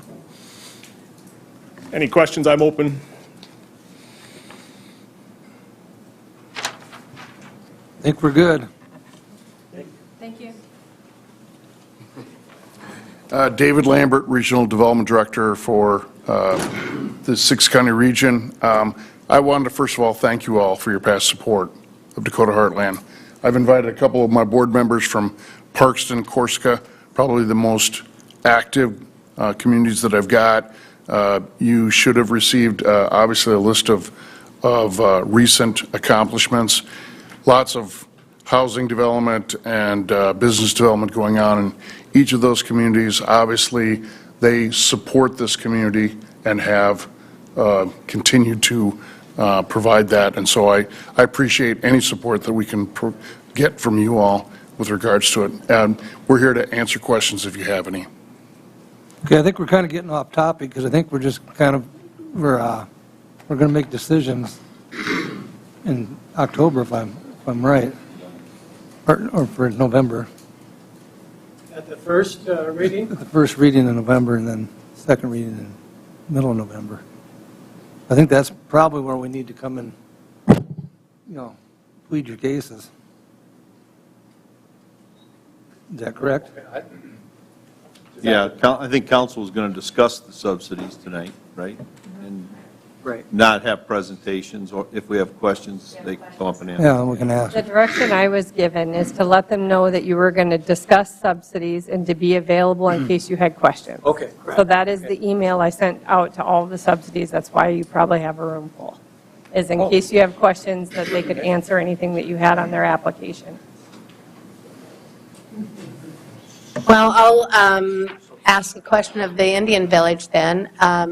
Cindy, if you'd like to come up, I would like to see us increase the amount that we're giving to the Indian Village, and I wondered if maybe you could tell us what your justification for needing more than $9,000. Okay, yeah, I'm Cindy Gregg from the Prehistoric Indian Village. The city has lowered our funding, or has recommended lowering our funding this year, saying that the city does not pay for advertising or marketing, that is up to the CVB. And while the CVB does do some marketing for the Indian Village, the amount of marketing they do is minuscule compared to what we do. And I also wanted to let the city know that, first, I'm really happy for the funding we've gotten from the city since 2013, which is when I first wrote a request to the city. And in that request and every request since then, they're all right here, I have stated that the funding that we do get from the city goes towards marketing, and we use it very, very wisely. We have been very creative with our funding. I think this year has probably been the best year since we began doing this with our funding. We have, for the last 3 years now, been doing digital marketing, and this year we did something called programmatic digital display, I think it was called, which was artificial intelligence-based targeting of people. And we saw a huge number of people coming in because of that marketing that we did. And it's not expensive, but it's not cheap either. But it certainly is effective. We also did something this year that I don't think any other entity has done, and that is we had a documentary produced about us. And this documentary will be airing October 20th at Logan Luxury Theater. It is, I've seen the first 3 cuts of the documentary. It is just fantastic. It really is. It promotes Mitchell.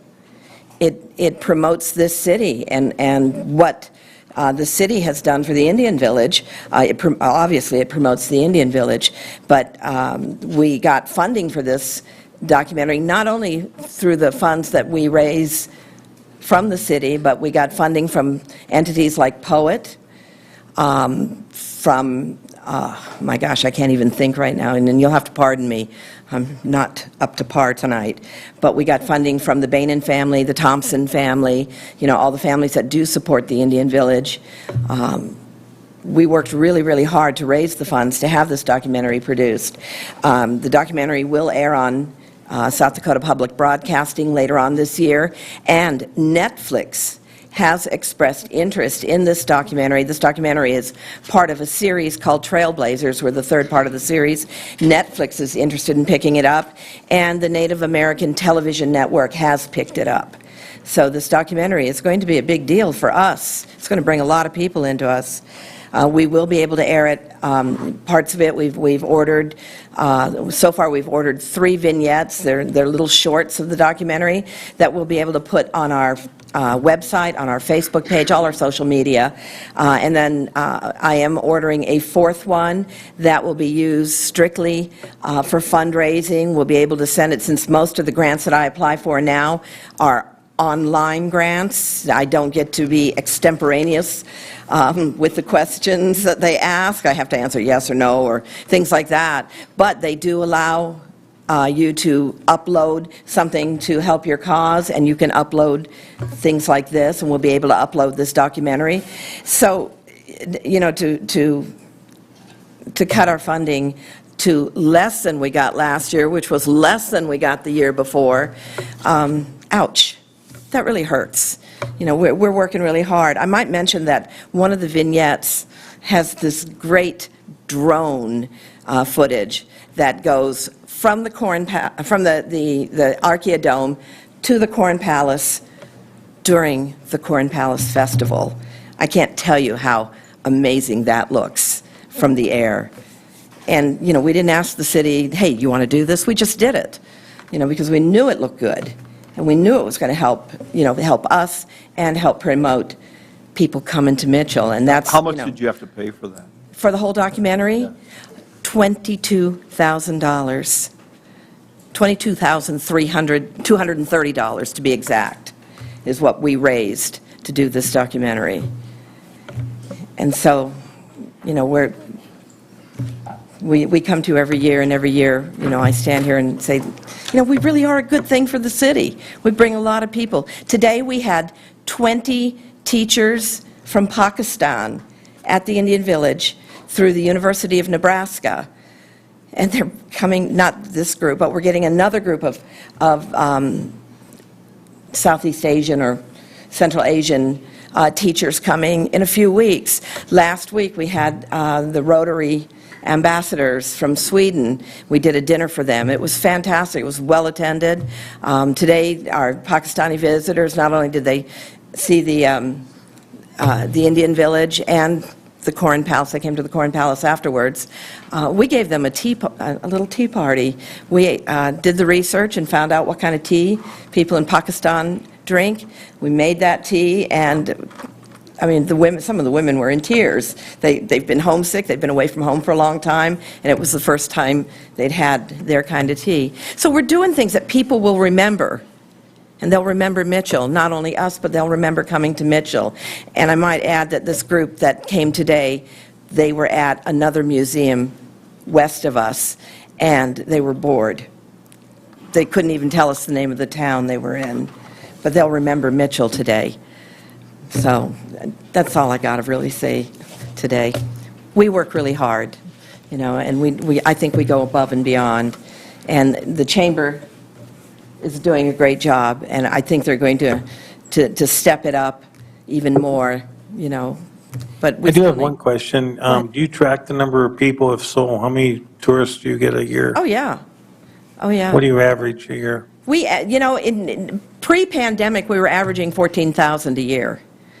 Okay, our numbers last year, we had a really, really good year. We got close to that 14,000.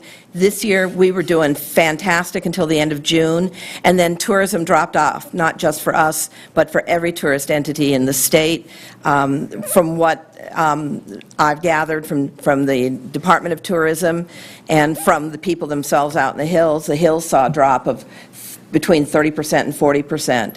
We saw a drop of less than 30%. I think today when I looked at the numbers, we were down about 24%. But we're all comparing it to last year, and last year was an astonishing year. It was just not a normal year. If we compare to our 5-year average, we're right there with that 5-year average.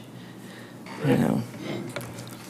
So I might also add that our school tours are way up, and we do get a grant from the Sam Weller Foundation for our school tours. All school children come in for free now, and we have more school tours this fall than we've ever had before, and I've got more school tours booked for 2023 already than I've never booked a school tour for 2023 in October or September.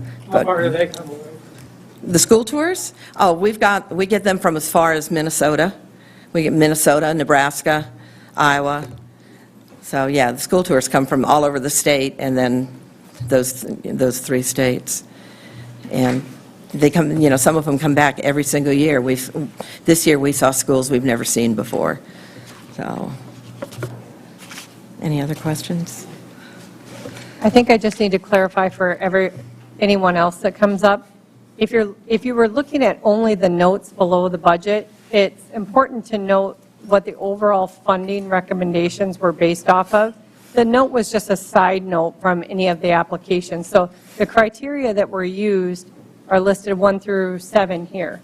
And then just so you know, the only reason why the advertising was listed is because you had it listed on your application, and the CVB also had listed that they advertised the prehistoric Indian village. So it was just noted because there was duplication there, and that's one of the things that's looked at as part of the application. And then the only second comment is that there was a year that the council did give you money for like a computer program, or? That was in addition to our regular request. Right. But I'm just, it hasn't always been just advertising. Yeah. There was a time when you requested money specifically for that software, correct? But if you look at the actual requests, it was on top of our normal request for marketing funding. I've got that right here if you want to look at it. So. And then here's I do have this up on the board if anybody wants to look on any of the applications. This is the history back to 2007. So any of those that have been funded in that time frame, I can click that for council if you're interested. I've been writing grants since 2013, and from what I understand, the Indian Village had not gotten funding from the city for about, 10 years prior to 2013? From 2007 to 2012, you got none. 2012, Okay. you got 4,000. 2013, none, and 15,000 from then on. 2012, we got Yeah, 4,000? there were a couple that got cut back a little bit. Okay. Thank you. I wonder where that came from. Thank you. Thank you.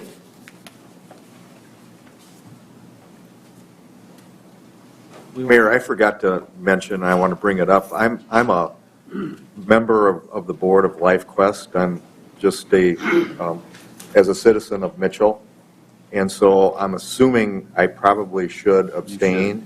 You should. From when, and so when we get time to do any voting, I want to make for sure we peel that out. Okay. Justin, is that appropriate? I'll say it into the microphone, yes, that does sound appropriate. Thank you. Yeah, don't you need to be having some financial benefit from those kinds of things? Isn't that, I thought that was kind of the litmus test? No? I would say that there's probably more to it in that situation. You've got dual obligations that another member of the public wouldn't necessarily have as a sitting board member on another organization.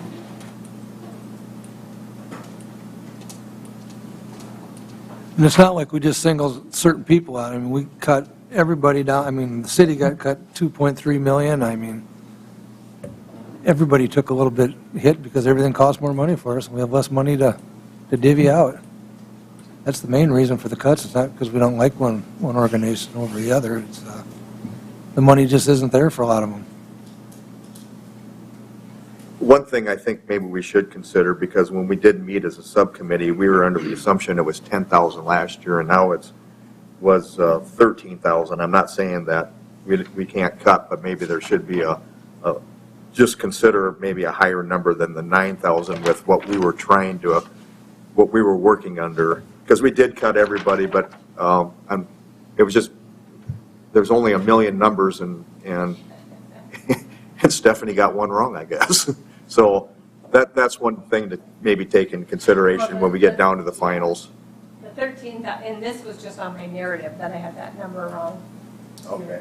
Yeah, just on here, I had listed 10,000 instead of, or I had listed $1,000 less on my narrative, because I looked up at LifeQuest when I was doing the narrative. So the actuals are listed here. So the sheet, it was 13,000 in 2022 and 19,000 requested and 9,000 recommended. What's recommended? Okay.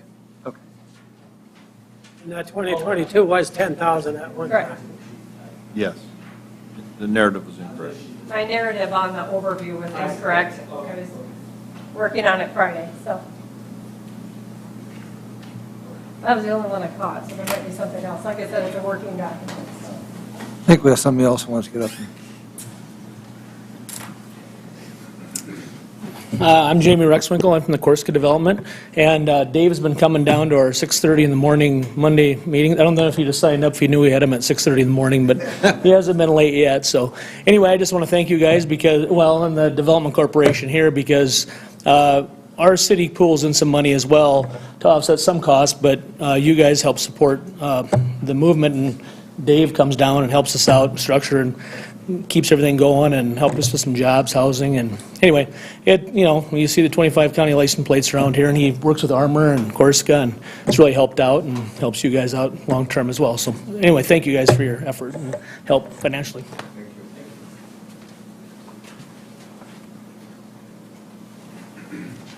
Does council have anything they want to bring up or talk about on the subsidies?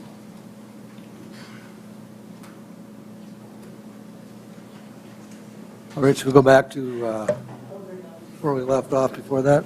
Okay. Do you want to go to your capital review, or are you back on call? Didn't you have a couple questions, Steve? You said it before? Capital, Jeff did. Yeah, and also the new employees that we were going to consider.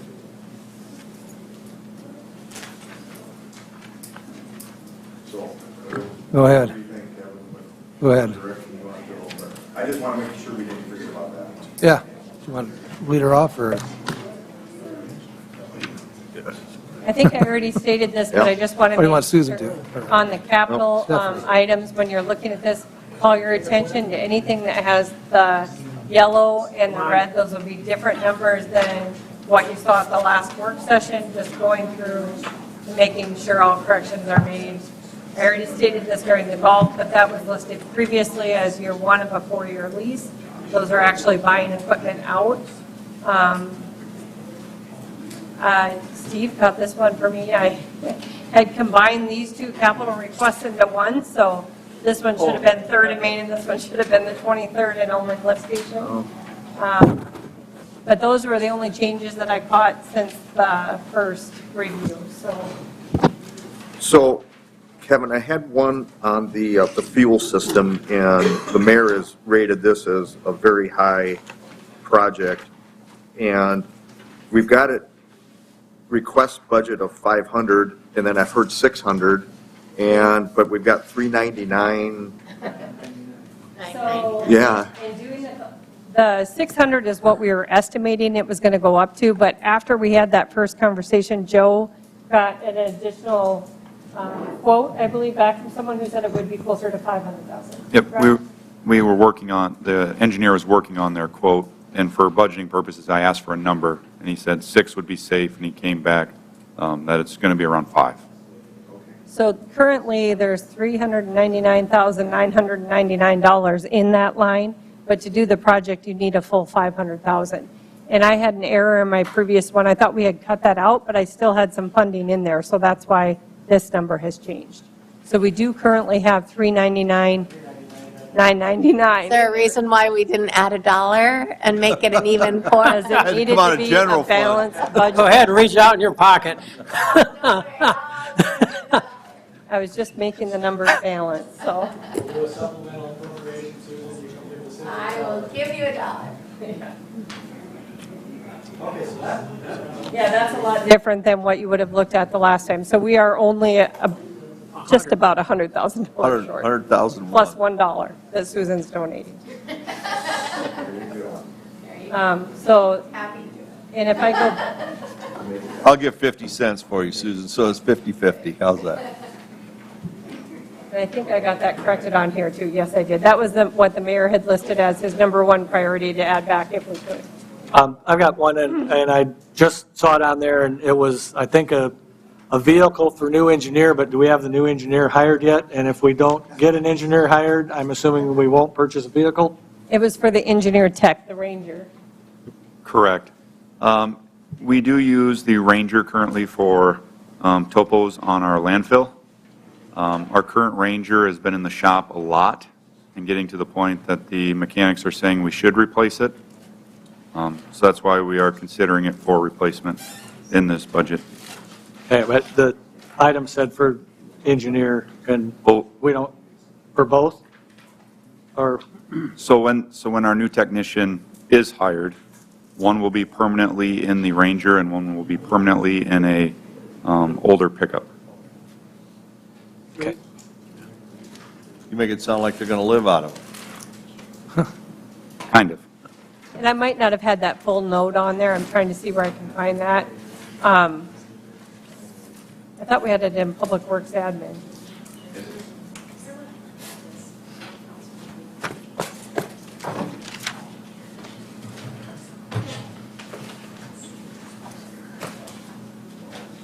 Oh, here it is. It's for the second engineer tech, right here. It'd be on line 36. So it's currently in the general fund. It's in the engineer, or the Public Works I said engineering budget, but it's Public Works Administration budget. And the amount is $35,000 primarily for that second engineer tech that we have currently advertised. That's a vehicle, or what is it, Joe? The Ranger. Oh. So you want to let them use yours? Huh? Let them use yours? Probably. Don't you have an extra toolcat? What's it? No, there's no toolcat on here, is there? I didn't look it all over. Sorry, Kevin. He's back there. Did you have another one, Steve? No, Or can I hop in? yeah, go ahead. The 250 what was it, 250,000 for the, where did I lose that to? That was for the, Rec center? the sanitation or the recycling. Was that 250? 2.5. Where am I missing? Dump truck, right? No, the moving. The building? Oh, that's 2.5. That's That's 2.5. Yeah, I knew it was 25, but, so the 2.5, and obviously, we talked about moving forward with a grant in order to do that. Okay, so we got 750 potentially grant, and then enterprise fund, Right. $1,750,000. So here you can see the $2.5 million is for the new recycling building. We have $750,000 budgeted in grant revenue with balance of $1,750,000 coming out of that enterprise fund reserve. If, and I think the mayor had responded to a question previously that if the city didn't get the grant, we would just take the balance out of the enterprise reserve. We do believe, if I can pull this up. He has enough funds in there to do He it does. either way. I was going to show you your estimated. So right now, even after we're already applying 1.4, there's still 1.9 left. So he could easily make up the additional 750 of a grant if we don't receive it. Okay, my question would be is, I would like to go for 100% grant, knowing we probably won't get it, but could we potentially put it in and see what we're going to receive for the grant, and then bring it back for council for final approval? As long as we keep it in the budget? Maybe I just need clarification. What do you want final approval on? How much the city? After we receive the grant, that we would have an opportunity to say thumbs up or thumbs down at that point. Yeah, that would be fine. I have no issue with that. So that way, maybe we get more. It wouldn't put money anywhere else because it comes out. No, I know that. I know that. But even with the enterprise fund, we have to be very careful, even though there's money in there. I think that was a conservative estimate on the Yep, grant revenue, too. the grant application is at the sole discretion of the A&R as far as the amount. We've been told 30, but we've told we could potentially get up to 50. Potentially cut down. 50. And council will still have to take action to accept the grant, like you do other grant awards. So at that time, you're basically saying yes or no. So the AC for the Hitchcock shelter, that's out of here, correct? Correct. Tell me, what do you got in there now, Kevin? What's in that? What do you got for AC now? Anything or just a fan? 4 fans. There is no AC in there at present. There's no AC in the Pat Young shelter either. Should be. We agree. We don't disagree with that, but we don't have the money for it right now. And when these capital and equipment requests and reductions were done as part of the meetings with department heads, we let them give us what the Their priorities insight. would be as well. So you might, if you're wondering, that was part of the input into what was removed first. And that was my, actually, 4th item on my list, is number 4 got taken out when we figured out how to do it another way. What was number 4?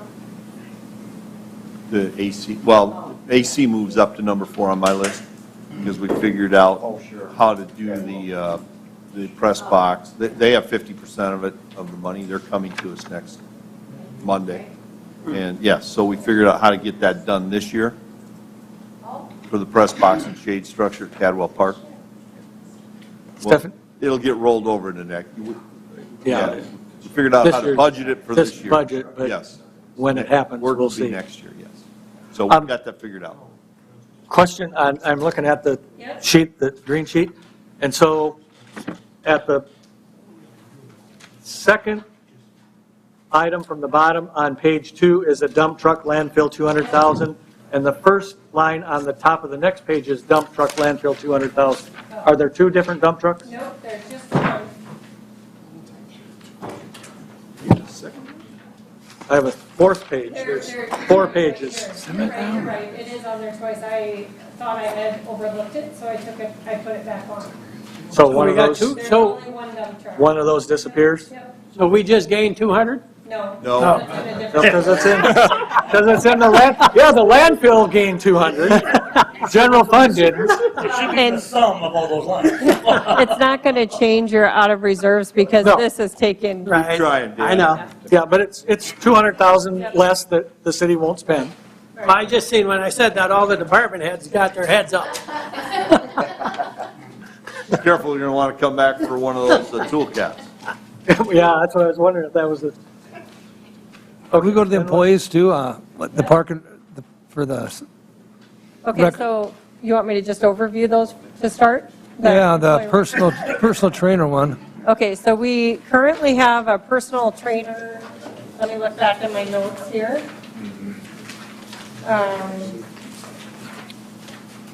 Got to remember when we created it.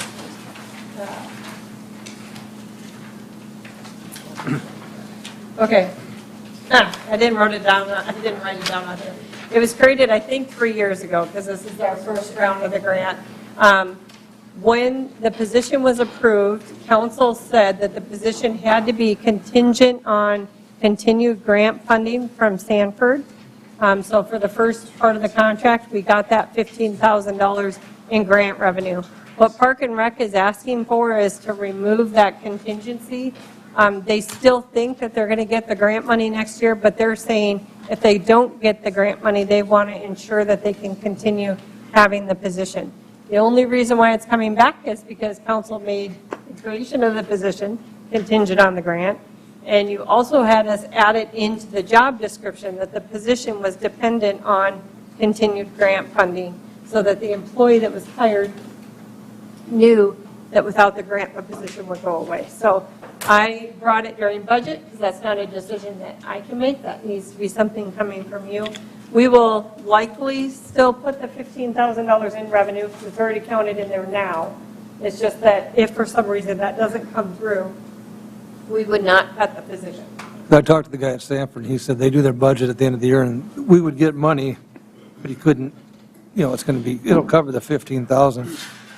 But I'd like to see that where it says contingent on the grant money, I'd like to see that taken out of the. I'd like to see it left in. I have no problem doing this for another year contingent that happens, but we're competing with private enterprise on hiring trainers when Anytime Fitness and everybody else is in the private sector and we're subsidizing that stuff. Now, they've said it pays for itself, and I think it does, but I want to make sure it pays for itself, but I'd like to make sure that contingent item is left on there. I'd like to see it taken out, so. So Kevin, when they do this, it's for 3 years when they do that? Or do you have to go every year to Sanford to get this? Well, it was a 3-year to start with. I don't know what their budget this will be, but. Kevin probably knows the discussions currently. Verbally, we've got a commitment for next year at this point, is my understanding. Just 1 year at a time? I agree, Kevin. I think that it's something that we should take out that contingency and I'd hate to see the have guy it a leave. position. It's, the trainer is busy all the time, and he's being able to charge for his services, and so I'm sure that that's a position that pays for itself, and I would hate to lose it just because of a budgeting debacle at Sanford, and I'd like to think that they always support it, and maybe they will, but regardless, I think it's a position we need to have. For $15,000, it's not worth losing. And I think part of it is just the employee that's currently serving in that role knows the position is dependent on future grant funding and that funding being received. And Park and Rec is just wanting to assure that employee that if they don't get the $15,000, that his job would still be there. We can bring that as a resolution to the next council meeting. Actually, we wouldn't do that until we do the salary resolution, which is in November. No. But as long as I know moving forward, it's not really adding another full-time employee onto that list that you reviewed on the overview, because we already did that. Right. If you look on the sheet. Oh, wait, it was before these, wasn't it? Yeah. There you go. So you can see it was added right here in 2020. So it's already included as part of our FTE, but it's just removing that requirement to get the $15,000 in revenue. And I don't think we're we're guaranteeing a person a job. I think we're guaranteeing a position. And I think that's an important distinction. That position is responsible. That position has worked in tandem with Thomas Schoolage and have been able to bring a lot of other things from Sanford to the rec center that I don't know that we would have gotten otherwise. So I think that they've paid for their position many times over in kind, but I also think it's an important position that we have. I'm proud to say that I work out of the rec center regularly, and he is consistently, that position is consistently busy. I'm not saying it's the person, I'm saying the position is an important position. So is this a budget decision then? Or is it just to get a consensus of, do we want to move forward and bring it in front of the council? Well, I guess it could be because if we're not required to have the $15,000 of revenue, we might take that off. And just because they don't have confirmation they've received it, and if they don't get it, we have to make sure that their budget's balanced, so you want to show another $15,000 from the general fund. If they're not confirmed that they're getting that revenue, I don't necessarily want to count on it in the budget. Correct. So that's how it ties into the budget decision.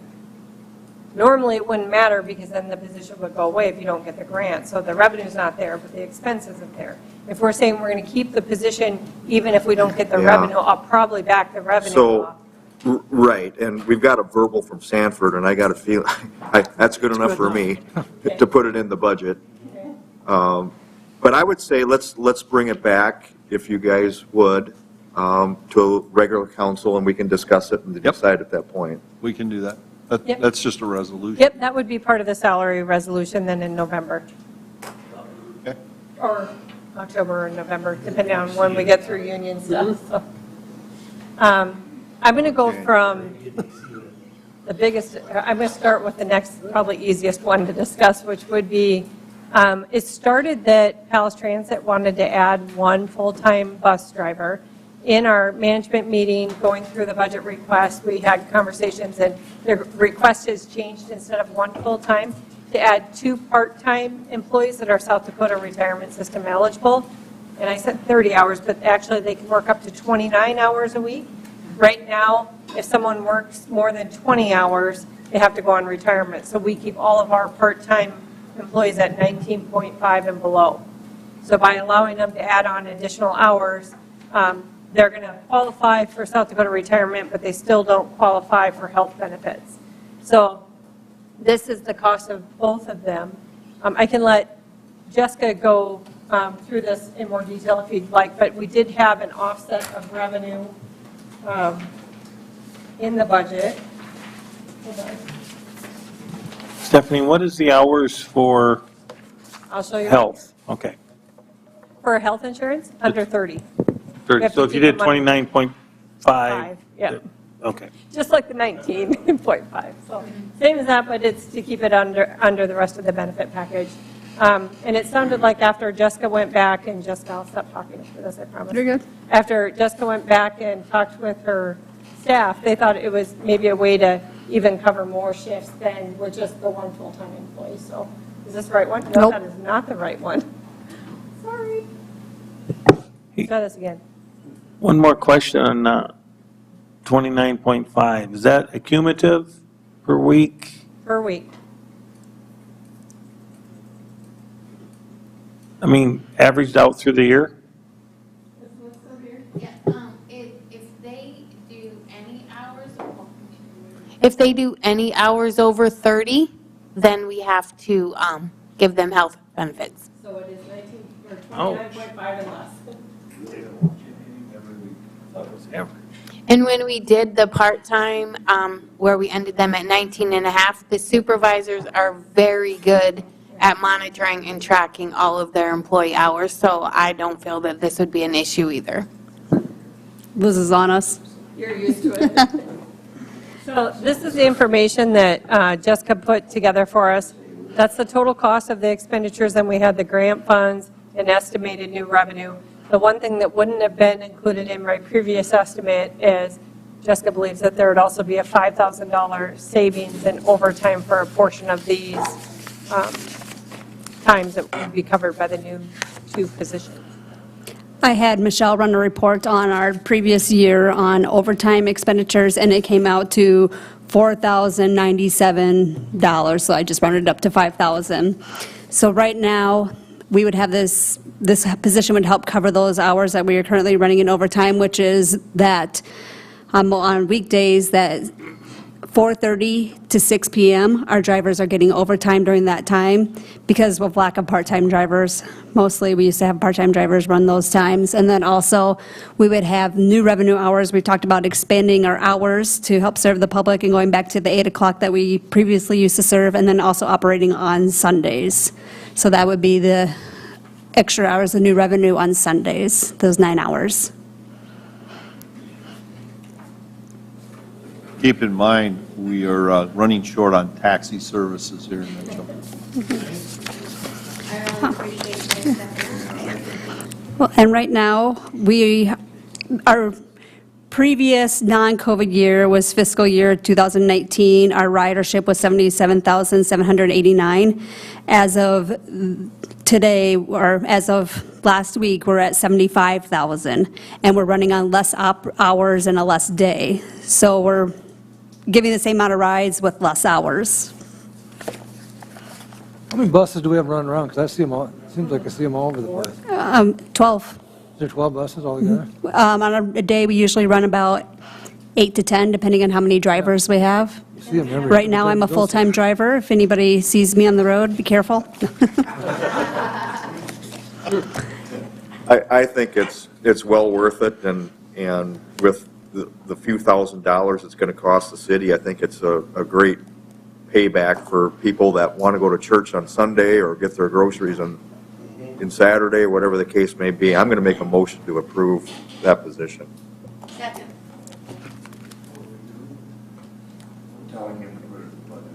It is currently in. So it'd be if you wanted to remove it. No. Okay, it's, We don't have to do nothing. it's, nope. You take all that back now, don't Oh, you you? wanted me to pay for it. Yep, 2 part-time South Dakota retirement eligible positions. And if you look down on your council discussion list, you'll see I've got the 65,000 in the proposed. And so the one thing I didn't factor in was the 5,000 reduction in overtime. So if that happens, we're just going to spend less of her reserves to balance the budget. Unless you want to replace that full-time employee as well.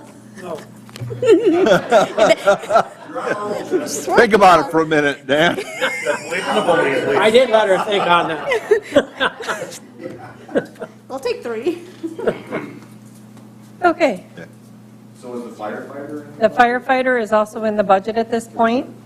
So what we'd be asking for here right now is 2 full-time firefighters with benefits. The total cost there is $205,644. They are currently budgeted out of general fund fire, is where I have them plugged in at. The reason for the request, there was a question at our last work session where someone said, is this going to decrease the amount of overtime is this going to increase revenue that we have by taking on more runs? And I just wanted to, I said then, I'm just going to reiterate now, the intention for doing this is not to decrease or increase our revenue. It's actually to ensure that we have enough staff on hand when we're getting calls. In order to kind of get a real world scenario of what this currently looks like, Mary's has been putting together a ton of numbers for me. Hold on. Can you make the scroll faster too, Justin? Okay, so I just wanted to show you, right now we have, our minimum staffing is 5 and we have 7 people per shift. Because there's times when people are gone, we never drop below 5, but you can see what a day looks like. This is the number of people on duty, right? This is the number of calls that we get that are back-to-back, and these are the people, the number of times that we have calls that need people to come in, and the number of people we've called in. I just want to show you in March, when we were starting with our normal 7 staff, minimum staffing of 5, we had 239 times where we needed to call people in because of back-to-back calls. So this isn't taking a person to Sioux Falls. This is, we start with 5, we have 2 guys that go on an ambulance, We have 2 guys that go on an ambulance. We have 1 guy left in the shop, and we're trying to find other people to come in to meet our service needs. So not for an experiment, but to see real life what this would do if we started our staffing with 7 so we backfilled all of our positions to 7. And you'll see that that was reduced down to 92 where we had call-in needs. And if you look here too, the number of calls in August was 210 versus 199 in March. So we had more calls in August, but we could cover them with our staffing by having a higher number of starting staff. All of our employees are scheduled to work their full hours, or their number of hours that they need. I'm looking from areas, so I'm not misspeaking. Are scheduled to cover the number of hours they need to be a full-time employee. So it's not that employees aren't working, it's just that we have so many back-to-back calls that we have times when there's 1 person left in the building, and we have heard in union negotiations now, the last 3 contracts, those staff and the concerns that they have being the last guy in the shop and not knowing what the next call is going to be. So the request is not to increase services outside of the city or anything like that. It's really just to try to have enough people on staff to meet our current demands with these calls that we have coming in. Mary's has also made some other changes in the way that they're doing dispatching of those employees to try to keep more people back. But we're hearing from employees it's really beginning to be a safety concern that there are times when they have calls coming in and they don't have anyone to go to them. So that's my lead in, and I'll let Mary speak to anything else. Yeah, if anybody else has any questions, the big thing to think about here is that it's just not ambulance calls, but obviously 90 to 95% of all of our responses are EMS, right? But it is fire calls. It's all the calls that we go on that could be understaffed or are understaffed at a 5-man minimum. So I would answer any questions, or I know we're not doing presentations tonight, but I would do a presentation if you want one. So. And I did hear that you were understaffed this weekend. I was in Sioux Falls cooking for the salute of 2022, and one of the guys that was helping me said that his mother had to wait in the hospital and couldn't get transferred to Sioux Falls to get a procedure done in her heart. So they drove her there. That's right. So you probably knew that. Sorry, it's easier for me to get up. Sorry. You're correct. So let's delve into that a little bit. So our requests from Queen of Peace to go to Sioux Falls, or for Sioux Falls transfers over the years, has increased probably 15 to 20%. There's things here that Queen of Peace can't do. I'm not knocking Queen of Peace, but there's cardiac, different things that that they have to go to Sioux Falls for. When I have 5 people at minimum staffing, it's difficult. I have to reman that station. If 2 go, 2 have to come in, and it's difficult for me to find those 2 to come in. The big picture thing is that I'm not the only one with this issue. MedStar has this problem. Nobody's coming to Queen of Peace or anywhere to take these patients. A lot of patients are sitting there for hours now waiting to just get to Sioux Falls. So they're flying, a lot of them. Do I want to make a dent in this? Yes. And to answer your question, for us to make a dent in it, my opinion is and Steve's going to go, oh my, but to make a dent in the transfer end of life, it would be 4 full-time, 40-hour-a-week people going back and forth to Sioux Falls. Because I've tracked it for the last 7 years, trying to solve this problem. And honestly, it would have to be almost a transfer service to go back and forth. And a majority of that time is 8 to 5 during the day. That's when probably 95% of these calls come in. And so those number of calls have increased. So we're just trying to cover what's going on in town. So the requests for these 2 are to cover the 911, services that we're trying to do, plus all the other things that we do every day along with that. So could we make a dent in it? Yes. My question back to council would be, what's your priority? for us to get people to Sioux Falls or to cover here? And I know that's a difficult question and nobody wants to answer that out loud, but I truly believe that if we want to make a dent in that, we'd have to really look at an 8 to 5 employee that would just do that. To give you a little bit other perspective. Can I Yeah, just go ahead. interject and Yep. ask a question? Does that cash flow, I mean, do we get reimbursed? Well, so that's the next thing, and I'm a learner, or I usually use my whiteboard, so I'm really off here. So if you would look at it,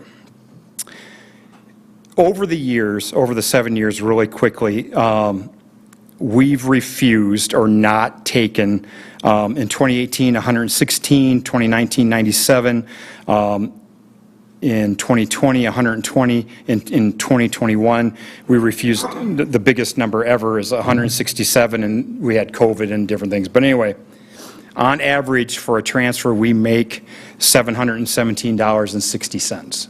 So if you would take that times 167, we're looking at maybe, what, $119,839. Of that, we may make, what, 50% because of insurance and things? It's a fickle thing, right? So we could take more. I can't guarantee you that those transfers will pay for those people, right? That's the answer you want. It may pay for a couple, but it may not pay for any, just because of the way insurance and Medicare and Medicaid pays. So I don't know if it's worth it. On the other side of things, Watertown's adding, or is going to try to add 3 to 4 more people to have 12 on every day. 12. That's like twice what I want. And I know Watertown's 10,000, 15,000 more than what we are, but they're running the same numbers. Maybe 15. What we have is big city problems with small town staffing.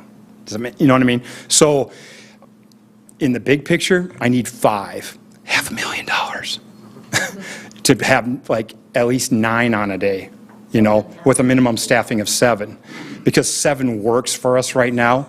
But I get it. It's money, and money is tough. I'm not arguing what you guys are dealing with, but we're just looking for 2 to help get us to 6 at a minimum staffing. And the reason we have to go to 6, or, we'll have 8, in a lot of days we'll have 8, but because of vacations, sick, and different things along that line, we'll have a minimum staffing of 6. But that's where we're at. Does that make sense? Am I explaining a lot of it? And I guess for me, when you're hearing from employees who are doing this work, and in public safety, one of the critical services that we provide as the city government, right? And when you hear from these employees going, I don't want to be the last guy left in the building, and the phone calls are coming in, and there's no one to respond. And these aren't transfer calls. These are 911, we need your help right now. So we call them, How do we tell the public that we can't come here in town? I just don't know how to answer that question. Right. We call them concurrent runs, and so if you would look at our calls of service, and it's not like we've gone up, 1,000 runs or 2,000 runs or anything like that. It's the timing of those runs during the day. And so the way I finally explained it to Stephanie is if I start with 5. If I start with 5 and I have an ambulance call of 2 and I'm waiting for people to come in and another call comes in, which happens about 50% of the time within a minute or 2 minutes now, I'm down to 1. You can't roll that stuff. I can't roll with 1. And if you're having a heart attack or your house is burning down, you're sitting waiting. Now, I can't guarantee that at 6 or 8 that there's times when every ambulance is out of the building and we have 4. And that happens a lot. So it's not something concrete either. I know Mr. Rice likes concrete stuff, but I can't tell you tomorrow we'll have that. But if you look at, Stephanie, can you pull up that? I want to show you. If you look at way to the right, on that, look at the calls per day.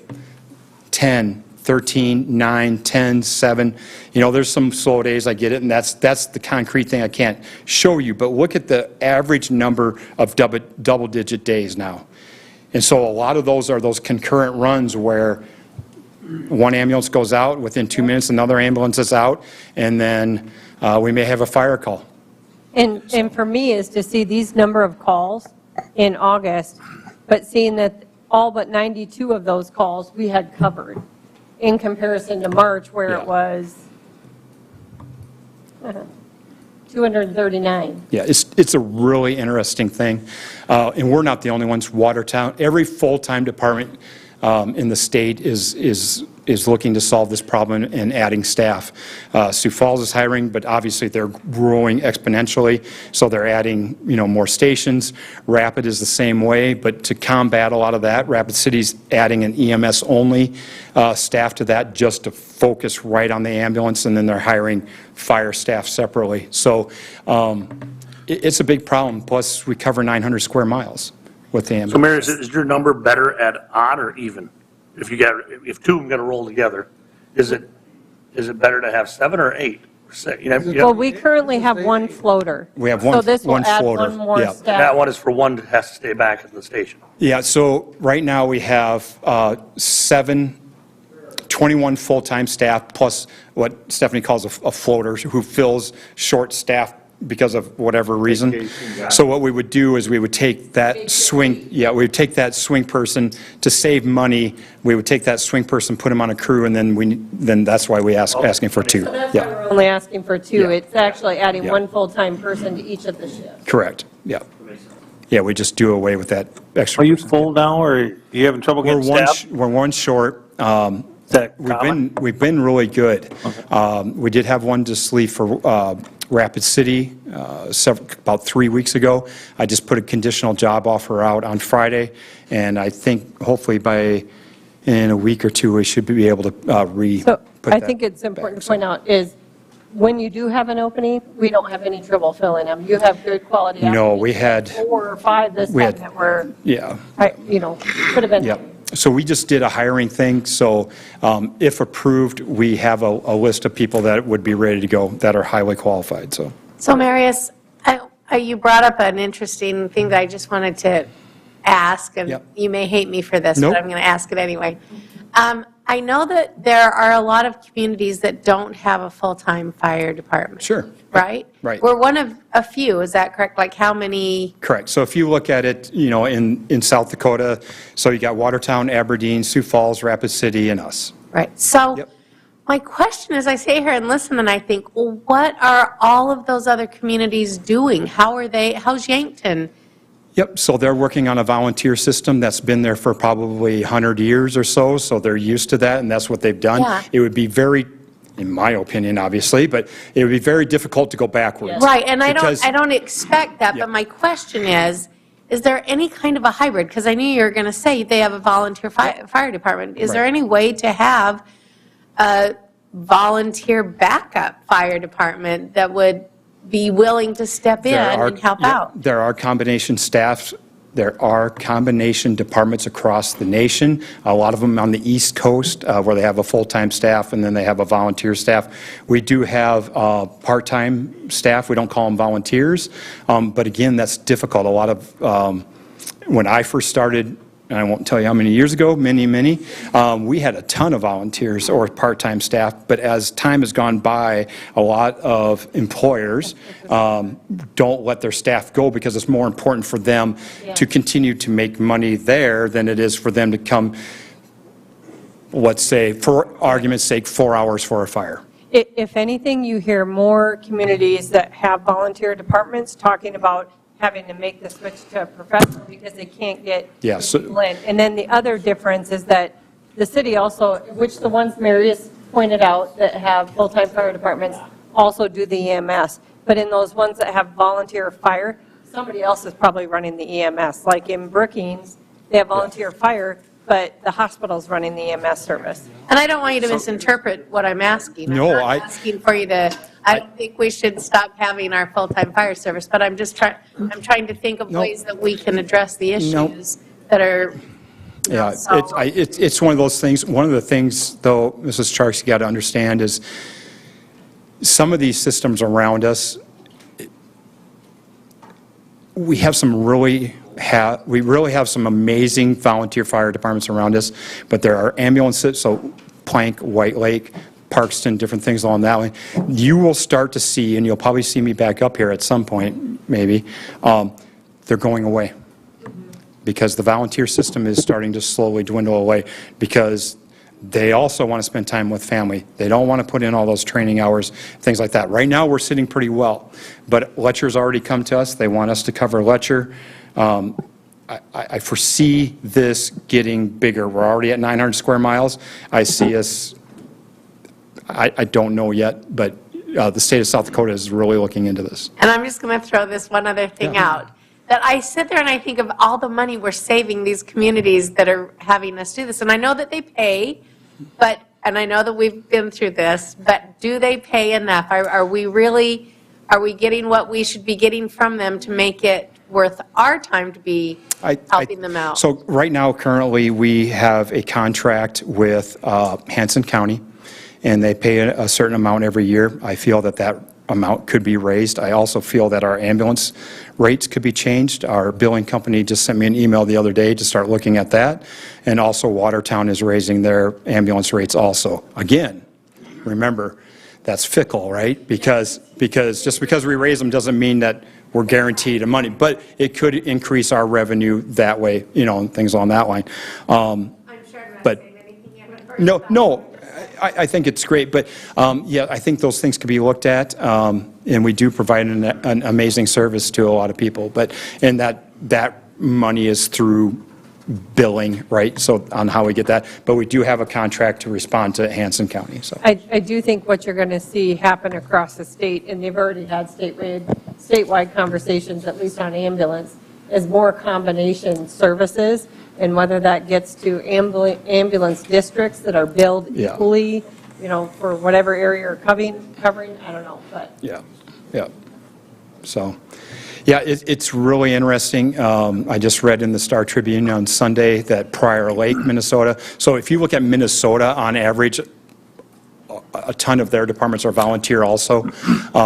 Prior Lake is going for a grant to fully fund all full-time fire, they're going to go full-time because they just can't handle, the volunteer end of it is just not keeping up, so they're going to go full-time. And I think you'll see a lot of that, but that's, again, because of growth and stuff. But, yeah, on the flip side of stuff, we're getting older, right? Not just me, but everybody else. Speak for yourself. Yeah. So if you look at the demographics of Mitchell and Davidson County, so moms, grandpas, and grandmas moving into town from the farm, why do you think we have so many duplexes, right? They're filling up with retirement-age people. That increases our call volume on that.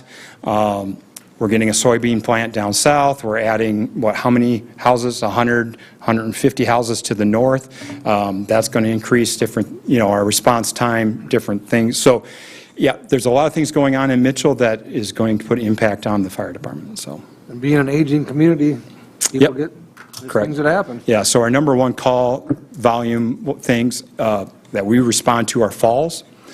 So again, on the flip side, it's not like I just sit there and go, oh, what are we going to do next? But so I look at it. So I have it written on my whiteboard, right? So I'm a change monger, I call it, I guess, right? So how do we combat the fall prevention thing, or the falls? We put a fall prevention program out there. So the fire marshal's going out and doing talks at all these places, James Valley Community Center and stuff. So we're trying to get into these places where people are falling more often, and we're working with home health to put in grab bars, so we're trying not only to help people, we're trying to prevent these things from happening also. So it's a big picture thing, so.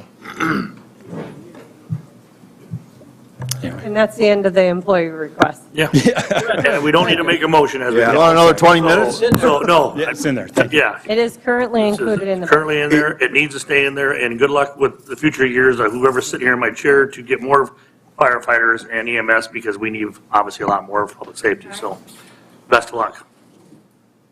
So if I remember right, this is a grant for. No, it's We not. currently do have a grant application out there, but the way that this is plugged in is that we have the two positions in there regardless of the grant. When will we know on the grant? Mary said the end of September. So, yes, September 30th, they did just give out more monies on the 26th, so, what, a couple days, what days? So do you have, Today, so- the revenue in? No, I have. But the expense is Right. in? So right now, the positions are funded without any revenue tied to it. Stephanie, did we figure maybe a savings of 61,000? Yeah, I didn't even state that. I did go and look, if you look at those back-to-back calls where we had to call people in, it averaged about, if you took that as an average, it'd be about $5,000 a month in savings in overtime over the 12-year, or 12 months, could be up to $60,000. But again, that's so hard to have a concrete because you might have 50 calls in a day, I don't know. So.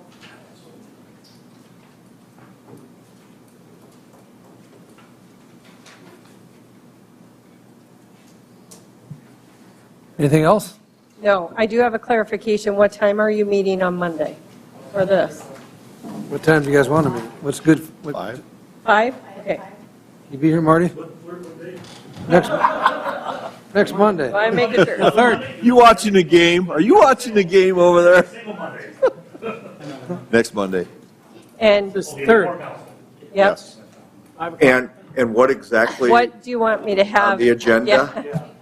Are we making it, can we make a lake decision that day? You can With- give, if you guys feel like you're at, if council feels like you're at a point where you're ready to give, put this in, take this out, we can do that Monday. Well, And then- Well, if we give her a recommendation, we're basically giving her to making a decision. yeah, well, the other thing is again, if we're going to be putting anything in, we better be prepared to take out. Correct. And so I don't know where the revenue, you talked a couple things tonight about the health insurance was a potential. And, you know, if we want to decide to stretch the golf out a little bit, but that's And Well, yeah, if you're going to do the design, you still have to we have to come up with some place to get that money. they have the design, we have 1,000. thank you, Oh, we do? Okay, 22,000 in there right now. So that'll cover the. And if you, for when, yes. if you did not do the repayment of the golf carts, I could add 100 in there, so then you'd have 122, it'd be out of their reserves. Or if we want to put the golf carts on a 5-year plan. Right. It's just to have it I there know, as a no, I discussion understand. item. I'm glad you did that, and it makes perfect sense. And, but those are just some options Yep. that we can maybe discuss and kind of talk about. Because, you know, we really haven't added anything back tonight, but if we go through the list and like the mayor, I mean, realistically, can we really afford the 1st and 7th lights?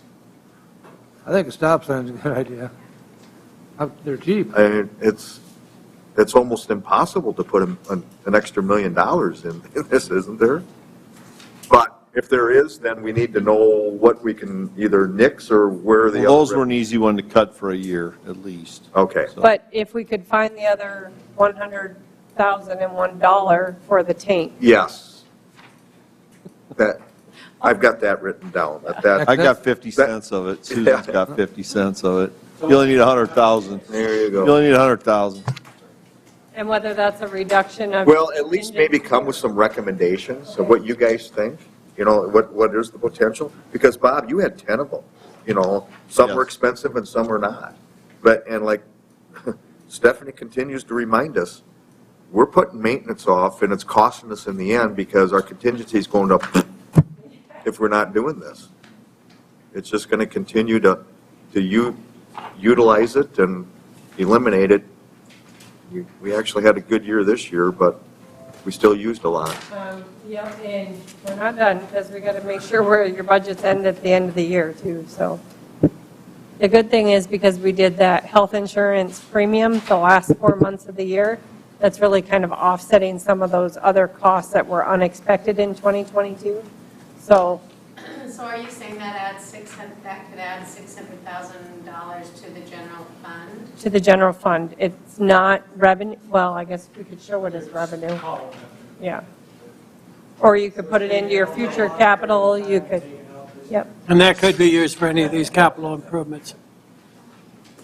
we get a bad year of breakdowns, we could be in trouble, though. What's that? If we get a bad year of stuff breaking down, we could spend it quickly. Yeah, that's why I guess that, in my mind, would be, I hate reducing contingency when budget items come in $200,000 over budget, and we keep having maintenance items break, and we have to replace them because we've deferred it. So it would be better. And quite frankly, the ATS at the fires, public safety. Yeah.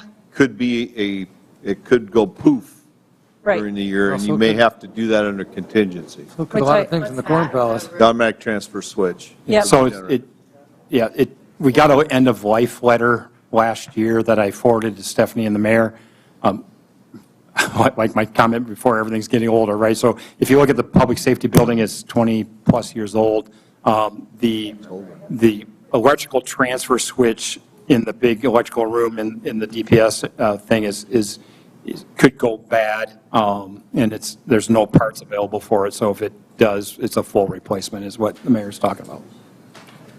Stephanie, can you just bring back on Monday just a nice recap of the health insurance fund, of beginning balance, what they anticipate to be used, what they anticipate of coming in, and then what the ending balance is, and then that way we can kind of see is 600,000, I know we know the final balance, but. Yep.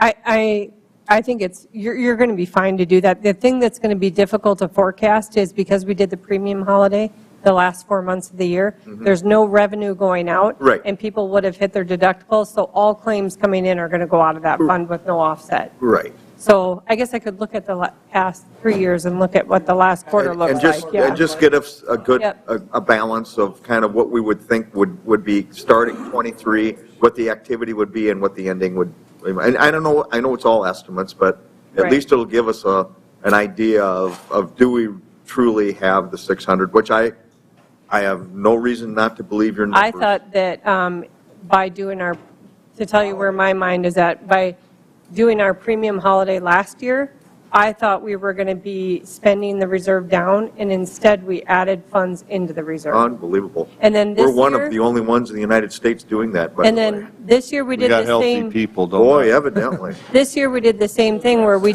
did not increase our revenue, we did not increase our rates, and the same thing is happening where we're putting more into the fund than what's going out. Part of that is because of the way that we balance those rates, more people join and you just don't have as many, you have it more evenly distributed instead of only people joining who need the insurance. So your claims are fully supported by the revenue we're putting in. Let's So- see, if we only have an hour to talk next week, probably don't even want to talk about subsidies next Monday. That's your call. I would say so. Wouldn't you guys? We don't, Can we do the hour from 5 to 6, have the regular meeting, and then go back and do budget? You can do whatever you like. Didn't we do that last year, Yeah, you one of did a them? couple times, I believe. Yes. So get started, and then when 6 o'clock. go through the regular at 6 o'clock, as close as we can, and then We can have. depend on what we decide in the first hour. Continue back up if we have to. Are we going to have an executive session Monday, you think? Yes. Okay. We do? For, negotiations, you'll have an update. And then I just have to say one more thing on the health insurance is that I don't want to discount what employees did because we had 3 years in a row of 12 to 20% increases in rates in order to get us to the point where we needed to be on both the city and the employees. Right. So it's good that we're at a good point now, but those not seeing rate increases the last 3 years, we were taking double of what the public was, or the general market was when we were trying to get our funds sustainable. So just a reminder that The pendulum is swinging, and we've swung way over to one side, so, okay.